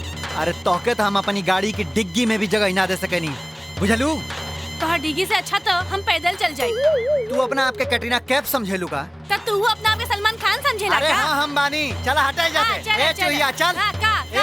का बोला बोला? अरे शांति शांति शांति, देख लड़ाई झगड़ा मत कर। ब्रिज बेटा अगर तू इनका के लेके बाजार ना जाइबा तो हम ही के लेके जाके पड़ी। का हो गया? चली ना। अरे दादाजी, हाँ दादाजी आप गाड़ी चलाई बे उम्र में। हाँ हाँ। अरे जब तू हमनी के बात ना मनबा ता हमनियो ना लेके जाई बबुनी के। चलो अंसारी चाचा तू हूँ एकदम। अब आप सबके गाड़ी चलावल हमके शोभा ना दे, तो हम ही लेके जाता नहीं। चलो तू चला। अरे चलो।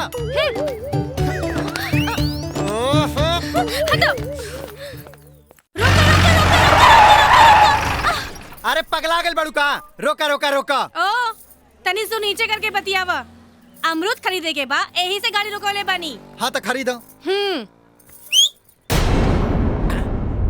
आवतानी। बोली मैडम। ये अमरूद कैसे बा? 60 रुपया किलो। 60 रुपया?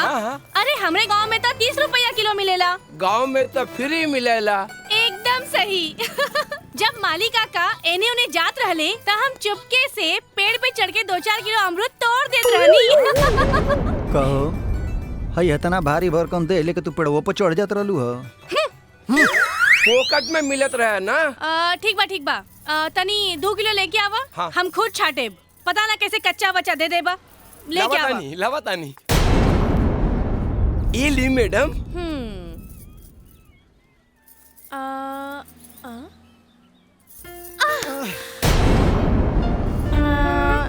कच्चा बा। ठीक बा 2 किलो दे दो। ले आवा तानी।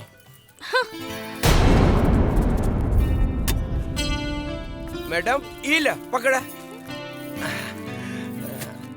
सुना ई का करत बाड़ा? लौकत नहीं खे, पर्स निकाला तानी, पैसा देवे के बा। काहेला? हमरा लगे बा हम दे देब। हाँ तो दो पैसा। हमर पर्स। ठीक बा। हाँ। राम राम। का मैडम का चिपका चिपकी लगाइले बाड़ू? एक बार हमरा के चिपका के देखा, जिंदगी के मजा आ जाई। ए जाके अपना माई के चिपका ले और फिर देख जिंदगी के कितना मजा आवेला। बड़ा कैची की तरह जवान चलत बा। जबान ना, हाथ पाँव भी चलेला, देखबा का? दिखावा दिखावा। अरे बैठा बैठा बैठा। अरे मेहरारून के काम मेहरारून के शोभा देला, ई मर्दन के काम हम मर्दन के करे दा। ई देखा, पहले लड़की बोलत रहे, अब तक लड़का आ गई। मर्द के बच्चा बाड़ा तनी चोत के बात कर। अरे चुप कुत्ता लोग। कुत्तन की भोकला से कबो शेर अपनी गुफा से निकले लगा। अपनी माई के दूध पियले बड़ा सा लड़की के हाथ लगा के दिखावा सन।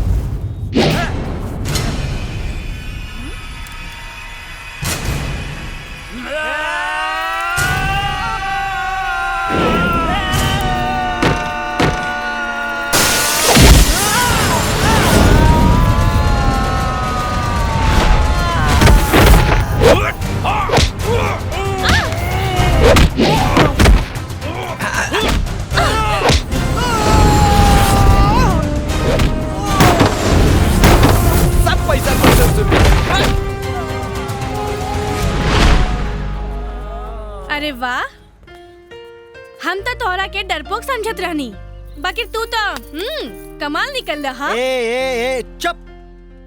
तोके का लागत है, सब हम तोहरा खातिर कहनी है। अरे तोहरी जगह कौन औरी लड़की रहित ना तो उहे कहले रहती जो ना भाई कहनी है। के कहले रहल हो? हाँ, ई लोगन खातिर तो हम ही काफी रहती। काफी नहीं टाफी। भाग मुहवा में लगता सच्चू से तो और तू यही जा। काहेला? का हम इनके बाप के माल हैं जे मुंह में धा के चूस लेते?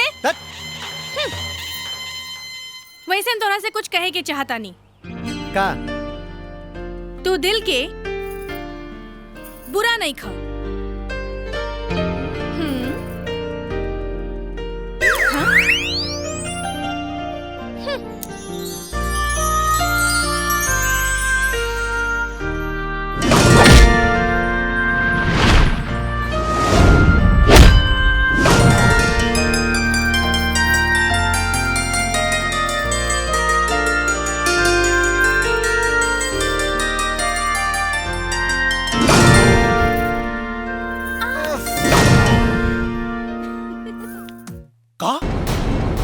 सपना मंगली नहीं खे?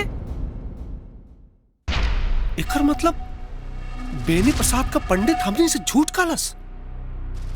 लेकिन ये झूठ से बेनी प्रसाद के का फायदा हो सकेला? सांप के मंत्र पते ना, बिच्छू के बिल में हाथ घुसा दे। गलत कहावत मत बोलल करा कहीं भी। बिच्छू का मंत्र ना पता होखे तो सांप के बिल में हाथ ना डाले के चाहिए। ई मिसाइल है। लेकिन एकर यहाँ का मतलब है? एकर मतलब ई है कि एमे बेनी प्रसाद के कोनो फायदा ना है। ई सब मैं उ लइकिया के फायदा है। ओ दिन देखनी ना कैसे हमरा घूरत रहे। एगो बात जान जाई, जब ले उ लइकिया घर में रही हमनी के दाल ना गली। यही से हम इहे कहतानी कि अभी के अभी चल के उ लइकिया के रफ्फू चक्कर कराइल जा। रुका। ए समय गैल ठीक नहीं खे। अगर हमनी ओजा गए नहीं तो सारा खेल बिगड़ जाए ना। ब्रिजावत आना ओकरा से बात कर बाबू। आज तक जवन बात हमनी बेनी प्रसाद से ना कह पाऊनी, अब पोता दादा से कह।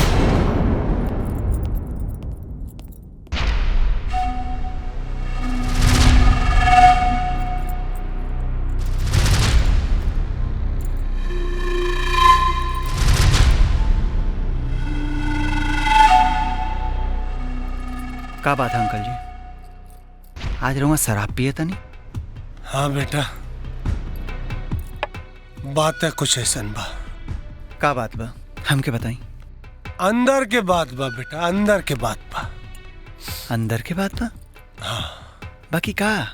जकरा के सुने के खातिर तोरा के भी शराब पिए के पड़ी। अंकल जी, आप जाने ली ना शराब इंसान के हैवान बना देला। शराब पियला के बाद इंसान अपनी कंट्रोल में ना रहेला। मालूम बा, लेकिन ये सच्चाई है।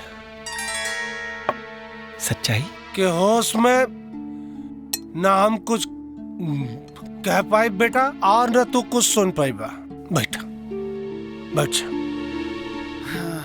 चलिए आज आपके सच्चाई जाने खातिर हम शराब के चुस्की लगा लेता नहीं। वो कहल जाला ना कि जब तक शराब गले के नीचे ना जले सच्चाई बाहर ना आवेले बेटा। चीयर्स।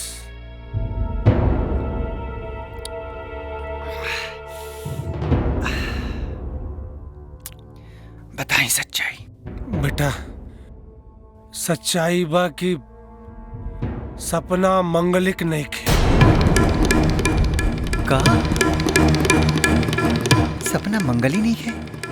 एक ना 10-10 पंडितन के सपना का कुंडली दिखौनी है बेटा। तोरा भरोसा नहीं कि तू जाके दिखा ला कुंडली? बेटा अगर सपना उनकरा के पसंद ना आ रहा है तो मना के देले होता है। ये काय कहने की सपना मंगली है। बाकी दादाजी ऐसा काहे करी हैं? बोलावल गइल, बोलना ना, उनके मजबूर कल गइल कि वो ऐसे झूठ बोले। लेकिन उनसे ही कुल काम के कराई। वो गांव से आए लड़की गौरी। हाँ वो है। बाकी अंकल जी गौरी का में का फायदा बा? फायदा देखा बेटा, वो नहीं के चाहत, वो नहीं के चाहत कि तू दुर्गे सिंह का दामाद बना और हमार बिटिया सपना बेनी प्रसाद जी का पतो बने। हमने इज्जतदार लोग बानी बेटा, इज्जत की खातिर जिए ली और इज्जत की खातिर मरे ली। अब एक इज्जतदार बाप ऐसे स्थिति में क्या करी बेटा? शराब ना पीता। तू ही बतावा, एक बात बतावा बेटा हमरा के कि हमार बिटिया तुहार पत्नी काहे न बन सकेले? सपना बेनी प्रसाद का पतो काहे न बन सकेले बेटा? बता दो हमरा के। अब सपना बेनी प्रसाद जी के पतोई काहे ना बन सकेली? ये बात के जवाब अब हमरे दादाजी के देवे के पड़ी।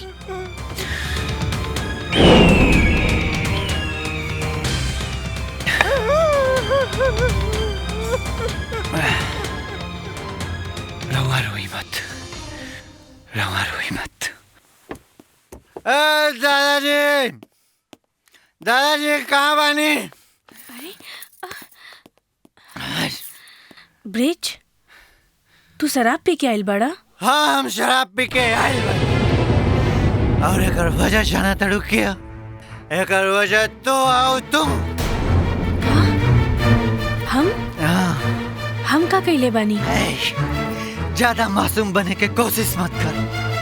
हमके सब मालूम बा कि ते हमरे दादाजी के साथ मिलके हमरे खिलाफ प्लान कइले। का? हम तोहरे खिलाफ प्लान बनावत हई? ये सब तोहरा से के कहलस? हम कोनो दूध पियत बच्चा नहीं जे हमरा से केहू कही और हमके केहू भड़काई। हम सब कुछ जान चुकल बानी। अरे जौन दादाजी हमारी फरमाइश के बोलला से पहले पूरा कर देत रहना, आज उनका कोनो फर्क ना पड़ेला हमरे फरमाइश से। जौन दादाजी हमरे रोला से पूरा आसमान सर पे उठा लेत रहना, आज उनके कोनो फर्क ना पड़ेला कि उनका पोता कौने स्थिति में बा। आज हमार दादाजी बहाना बाजी पे उतरल बा। अरे जौन दादाजी हमरे मामूली चोट से गिरई मछली जैसन छटपटा जात रहले, आज वो एक बेर ना देखे न उनका पोता कैसे जियता। हमार दादाजी दरिया दिल रहले हैं, दरिया दिल। लेकिन आज वो अपने जिगर के टुकड़ा के कोनो परवाह ना करे। और एकर वजह एकर वजह सिर्फ तू बाड़ू, सिर्फ तू। हमरे दादाजी के भड़काए वाली सिर्फ तू बाड़ू। का हम भड़कोली दादाजी के? हाँ तू। तोहरे खिलाफ ना, हम केहू के खून कर सकीला, बाकी ऐसे नीच काम हम कबो नहीं के कर सकत। अगर तोरा के यकीन नहीं के तो जाके अपन दादाजी से पूछ लो। दादाजी से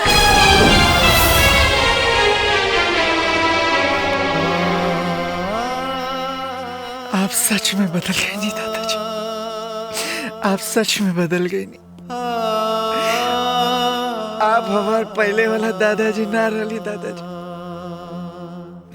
और आपके बदले वाली इलाकी हो, इलाकी है आपके बदले वाली दादाजी, इलाकी। नदी के पानी में आवत तूफान तो हम अपना उम्र में कई बार देखनी, बाकी ठहरल तालाब के पानी में आवत तूफान अब पहली बार देख रहा पानी। ब्रिज, ये कौन तरीका बा दादाजी से बात करे के बेटा? तो हम क्या करें अंसारी चाचा, क्या करें बताइए हमके। सपना में सन का कमी बा दादाजी जो अपना एक घर के बहू ना बन सकेली? आप बताइए अंसारी चाचा, सपना एक घर के बहू काहे ना बन सकेली?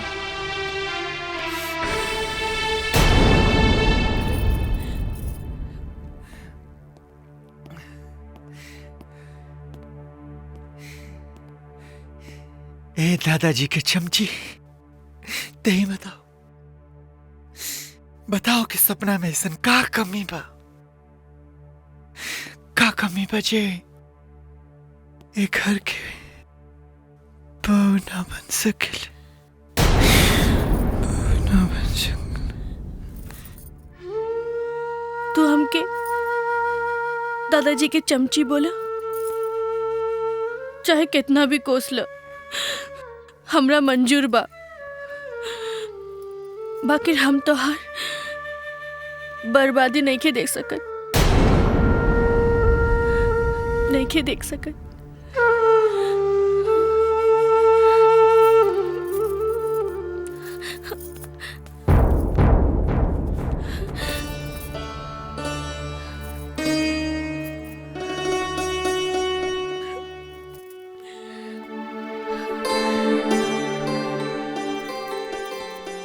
ब्रिज बेटा,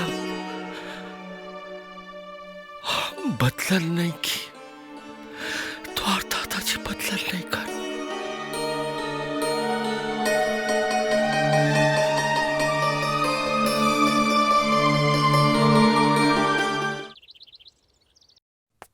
ई रहनी मालिक। नमस्ते मालिक। नमस्ते। अरे शास्त्री जी अचानक? दादाजी, मामा जी के हम बुलौले बानी। दरअसल बात ई बा मालिक की गौरी काल अपन भौजाई के फोन कैले रहे कि हमरा यहाँ तनको मन नहीं खेलागत, यही से एकरा के आज हम ले जाए खातिर आयल बानी। चाचा जी, आपके आज्ञा होखे तो हमने के गौरी के अपने साथ गांव लेके जाई। गांव वापिस? हाँ हाँ गौरी बेटा, जा अपन सामान सजार ला। जी मामा जी। शास्त्री जी, गांव से आए के समय हम रउआ से एगो बात छुपा ले रही। कौन बात मालिक? हम कहले रही कि इहे कोनो बढ़िया लड़का देख के हम गौरी के ब्याह करा दे। वो लड़का कोनो दूसर ना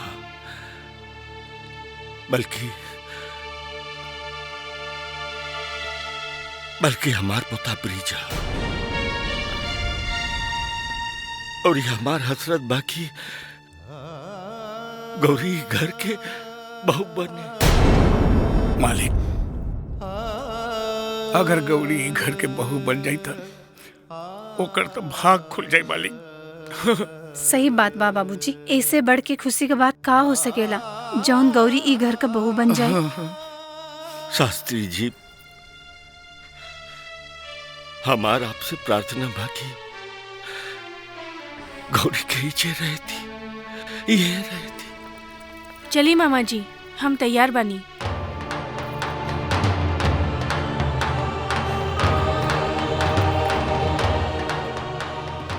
गौरी बेटी, अब तोरा ये घर से जाए के नहीं के, अब तोरा यही रहे के बा। बाकिर काहे मामा जी? हम सबके यही में भलाई बा बेटी। नहीं मामा जी, दोसर के भलाई से हमनी के का मतलब बा? हमनी के तो अपन भलाई में ही खुश रहे के चाही। देखा बेटी, आपन भलाई खातिर तो सबके हो जिएला, बाकी असली जिंदगी ओकर बा जे औरों के खातिर जिए।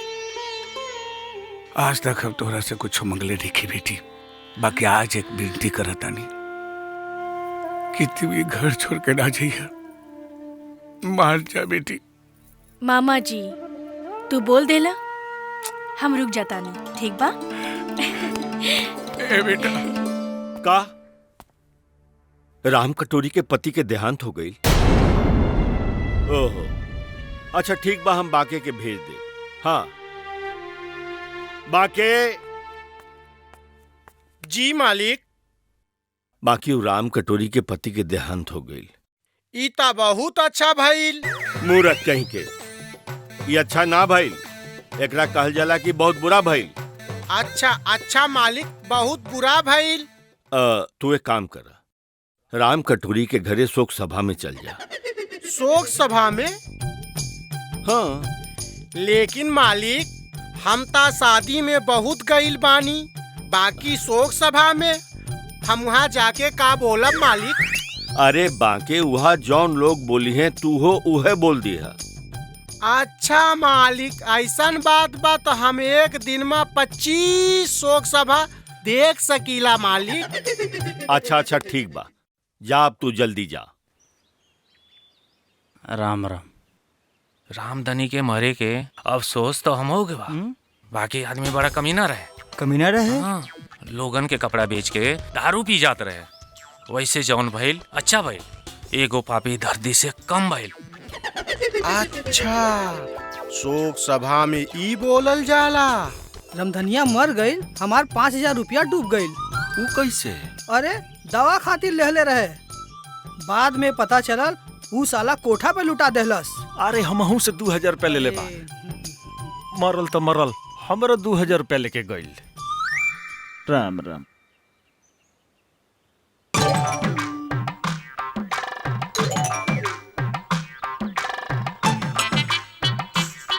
रामधनी मर गईल, ई सुन के बड़ा अफसोस बा। बाकी ऊ बड़ा कमीना आदमी रहे, लोगन के कपड़ा चुरा के बेच देत रहे, लोगन से पैसा उधार लेके करत रहे, कोठा पे उड़ावत रहे, दारू पियत रहे। चली अच्छा भइल, ई धरती से एक पापी और चल गई। तनी खिसका। तोर ऊपर पर ना तोर माटी लागो रे, तोर सत्यानाश हो गरे, हथिया पे इल्जाम लगावत रे। हां छोटे मियां तोरे के उठा ले। हां मोटी लगनो कहीं का तोर मुंह मराव रे। बंगला पर मिली है, ओही जे बताए तारा के। दादाजी, अरे ई कुल सामान यही जा पड़ल बा। बाके बाके बाके तो अफसोस करे गइल बाड़े। दादाजी के कमरा के सफाई भी नहीं के भइल, का करी? चला गौरी, तू हूँ काम पे लग जा। आज दादाजी के कमरा के सफाई तोरे हाथ से हुई।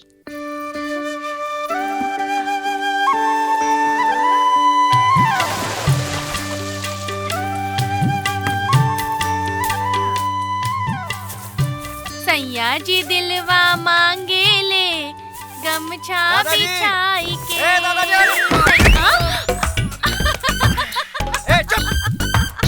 पगला गेल बड़ू का? अरे कपड़ा धोए के इतने शौक बात जाके बाथरूम में धोआ, एजा का अपन ऐसी तैसी कराओ तड़ू। अरे आनर बाड़ा का, हम कपड़ा नहीं की धुआं, झाड़ू लगावतानी झाड़ू। झाड़ू लगावतानी झाड़ू। छोड़ा, आवा आवा। अरे आवा ना। हट, हमके लिखा उठेगा, हट। ओ, तोहर बोलती काहे बंद हो गई? ई पंचम सुर से खरस सुर पे कैसे आ गईला? हाँ? छोड़ा।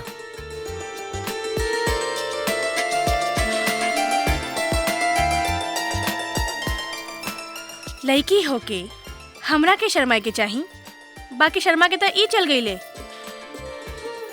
अब हम का करी?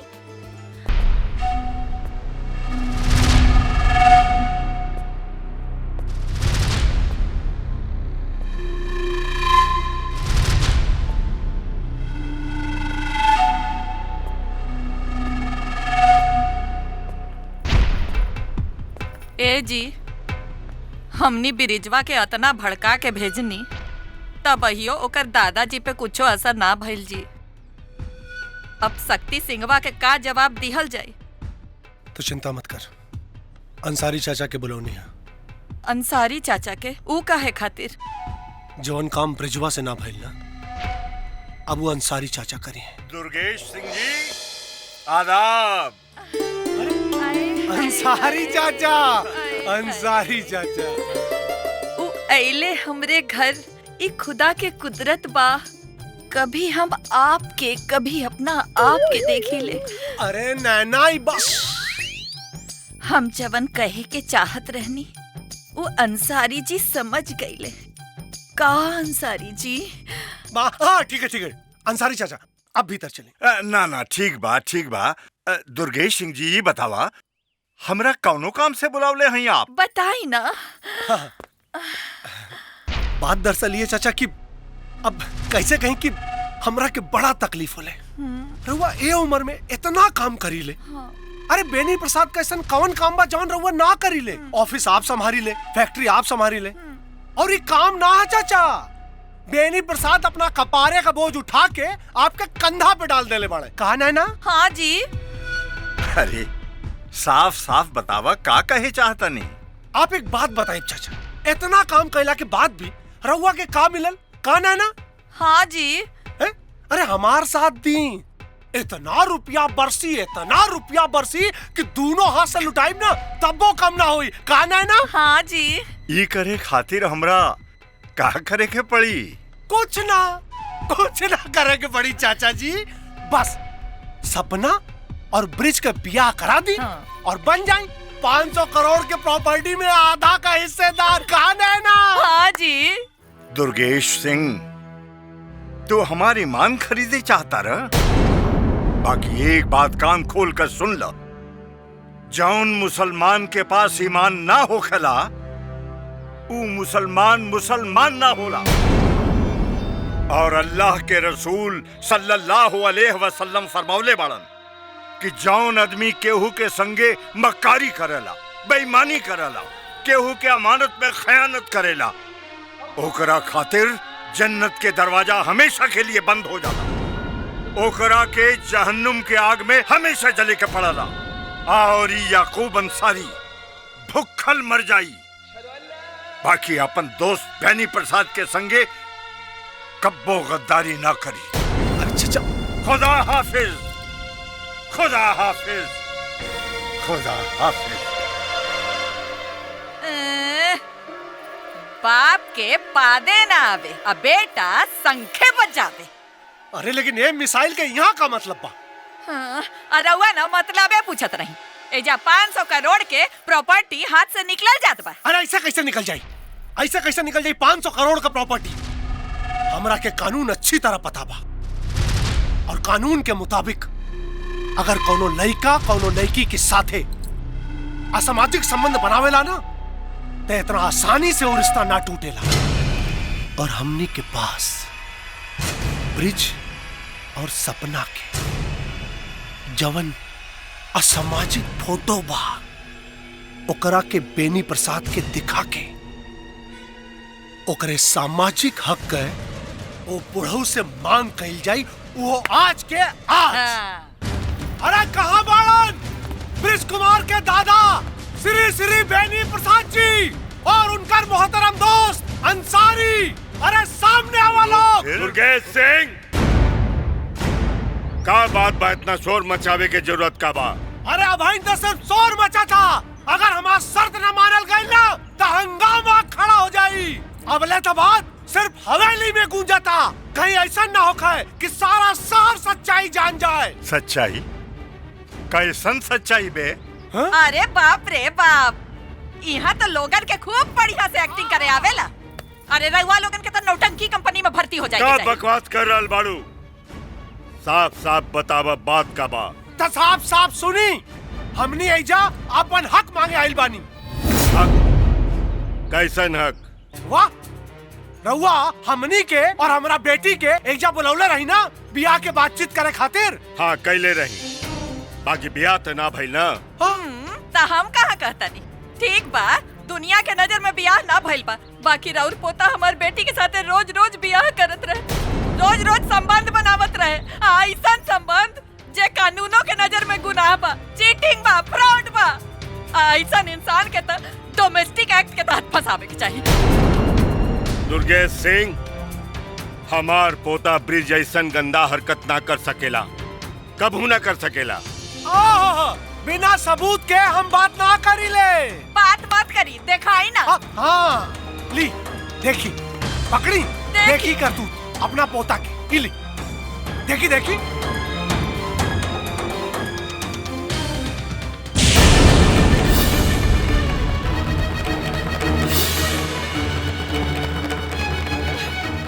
हमार बेटी के जिंदगी तो बर्बाद हो गई, अब के बियाह करी हमार बेटी से?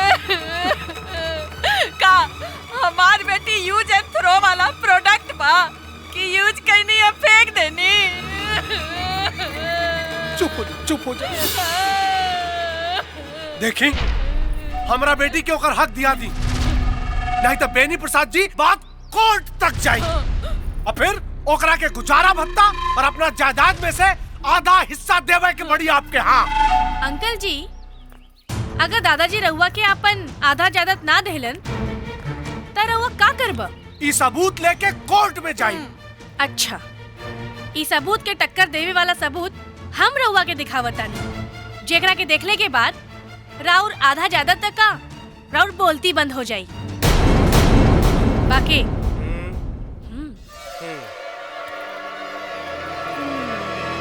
ली देखी,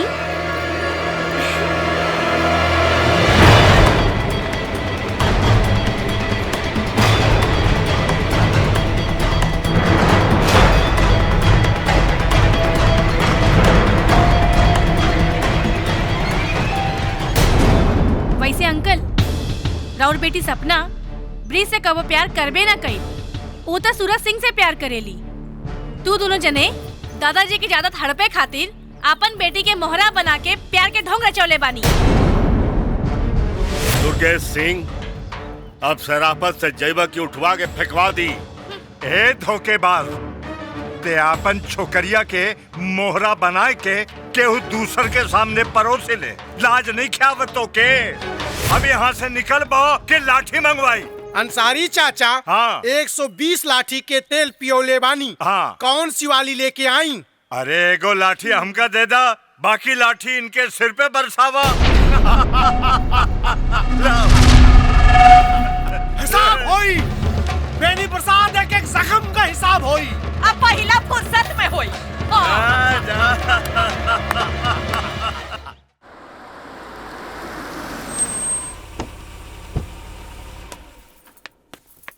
दादाजी, एहिजा गाड़ी काहे रोकौली? अरे बेटी, सामने मंदिर है, हम बिना माथा झुकोले चल जाएं। तू यहीं रुका, हम आवत हैं। जी।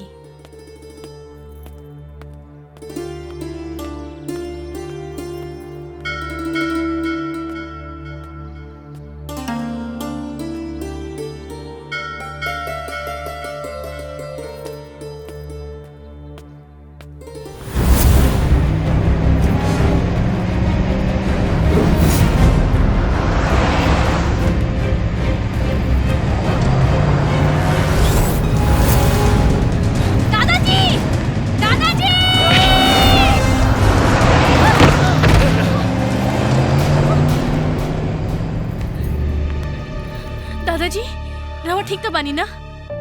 हाँ हम ठीक बानी, बाकी काम के कर सकेला। हम जाना तानी। का बेनी प्रसाद बच गई?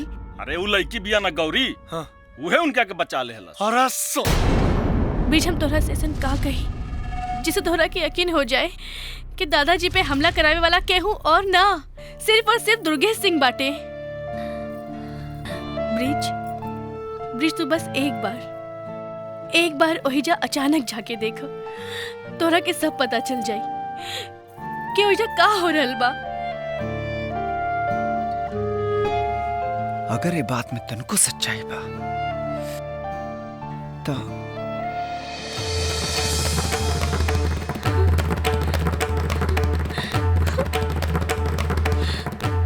ब्रिज के अभी ले हमार पूरा बात पे यकीन नहीं खे। छी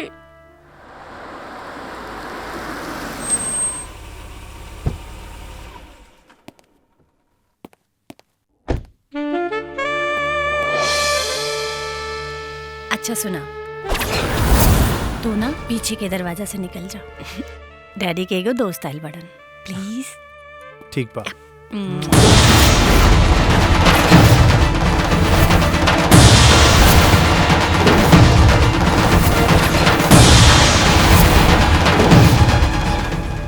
by baby. Bye, take care. You two.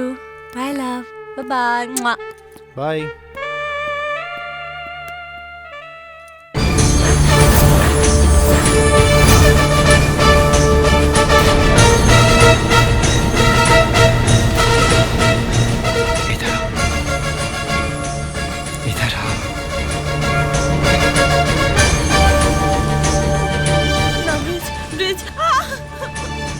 तोरा के हम देवी समझत रही, लेकिन तू तो ससुरी कोठा पे बैठल धंधे वाली से भी बदतर निकल गई।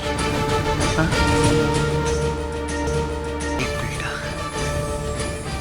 काना देली ने तोरा के हम? बोल काना कहनी तोरी खातिर। अरे तोरा के खातिर हम अपने देवता समान दादाजी के नाराज कर दे, दारू पी के उनके सामने तोरी प्यार के वकालत करे गई, लेकिन तू ससुरी हमरे प्यार का, हमरे नफरत के लायक भी नहीं के। थूका तानी हम तोरे मुंह पर।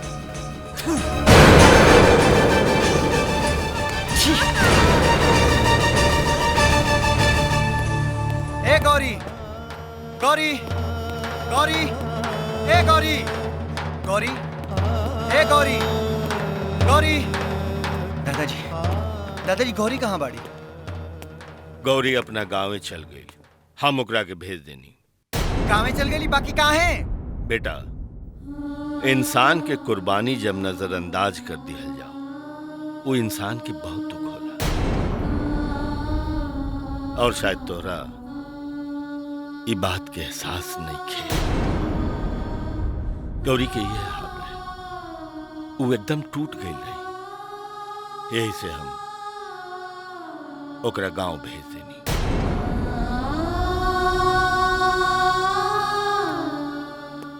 बरखुरदार, एगो बात बतावा, गौरी तोरे दादाजी के का लगेले? बाकी वो अपन जान पे खेल के तोरे दादाजी के बचावला सा। तनी सोच, अगर वो लड़की के जिंदगी में ओकरे पति के एगो खरोंच भी आ गई तो कौन हद तक जा सकेले? ये बात की तो के एहसास नहीं के।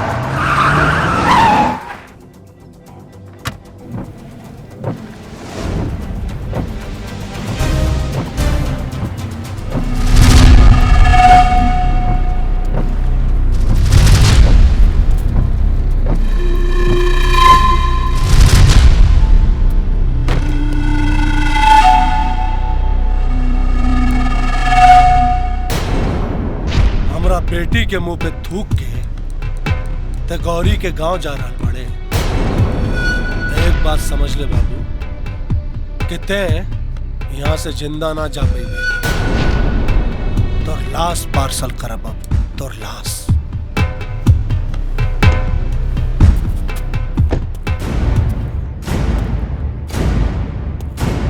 बहुत बड़ी गलती हो गई हमसे दुर्गेश सिंह। दरअसल हमके सपना के मुंह पना तोरी मुंह पर थूकल चाहत रहे। ए कुकुर चुप। गलती हमार रहे कि न हम तोके पहचान पाऊनी न तोरी ड्रामेबाज फैमिली। अब पहचान गए लेना तो एक बात जान लेते, सपना के बर्बाद कई के गौरी के ना आबाद होके देब। देख अब यो वक्त था, समझ जो काहे कि हमरा खोपड़ी में खून सवार बा। अरे चुप। हमारा सर पे खून सवार बा। अगर तोरा सर पे खून सवार बा तो हम अपना सर पे कफन बांध के निकलल बानी। और गौरी से मिले खातिर हमके जमाना ना रोक सकेला तब तोरे जैसन बाप का रोकी रे।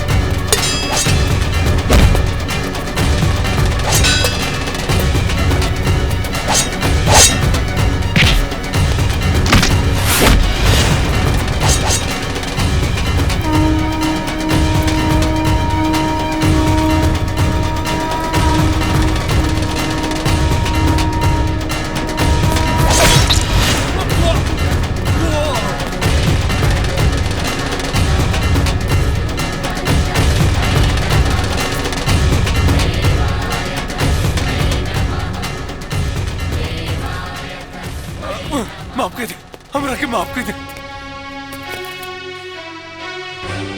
तोरा जैसन पापी के मार के हम अपन हाथ गंदा ना करब। अरे तोरा के मारे खातिर साला तोर पाप ही का।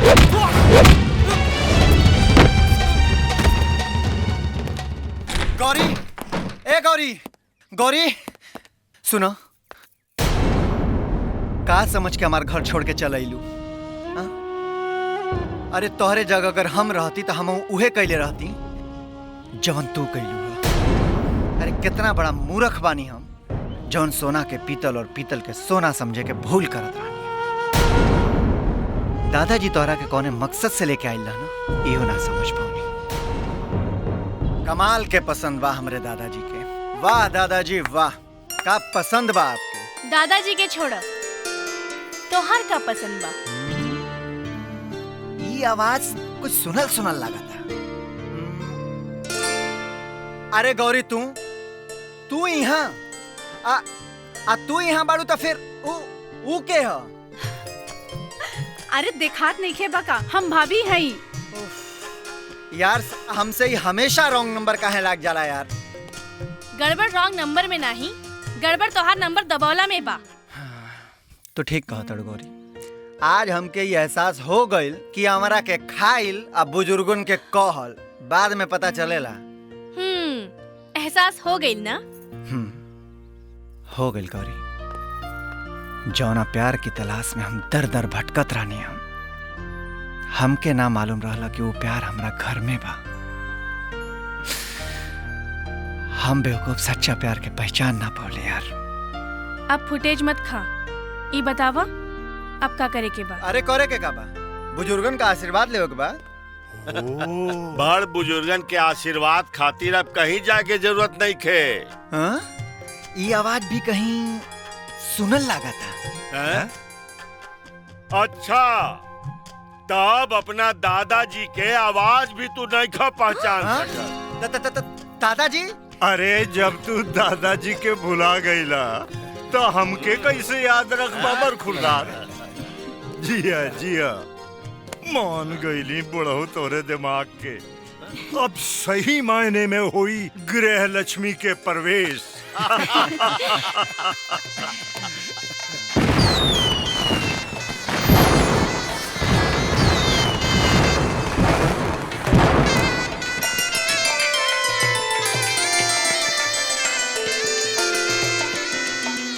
बेटी, अपना घर में कदम रख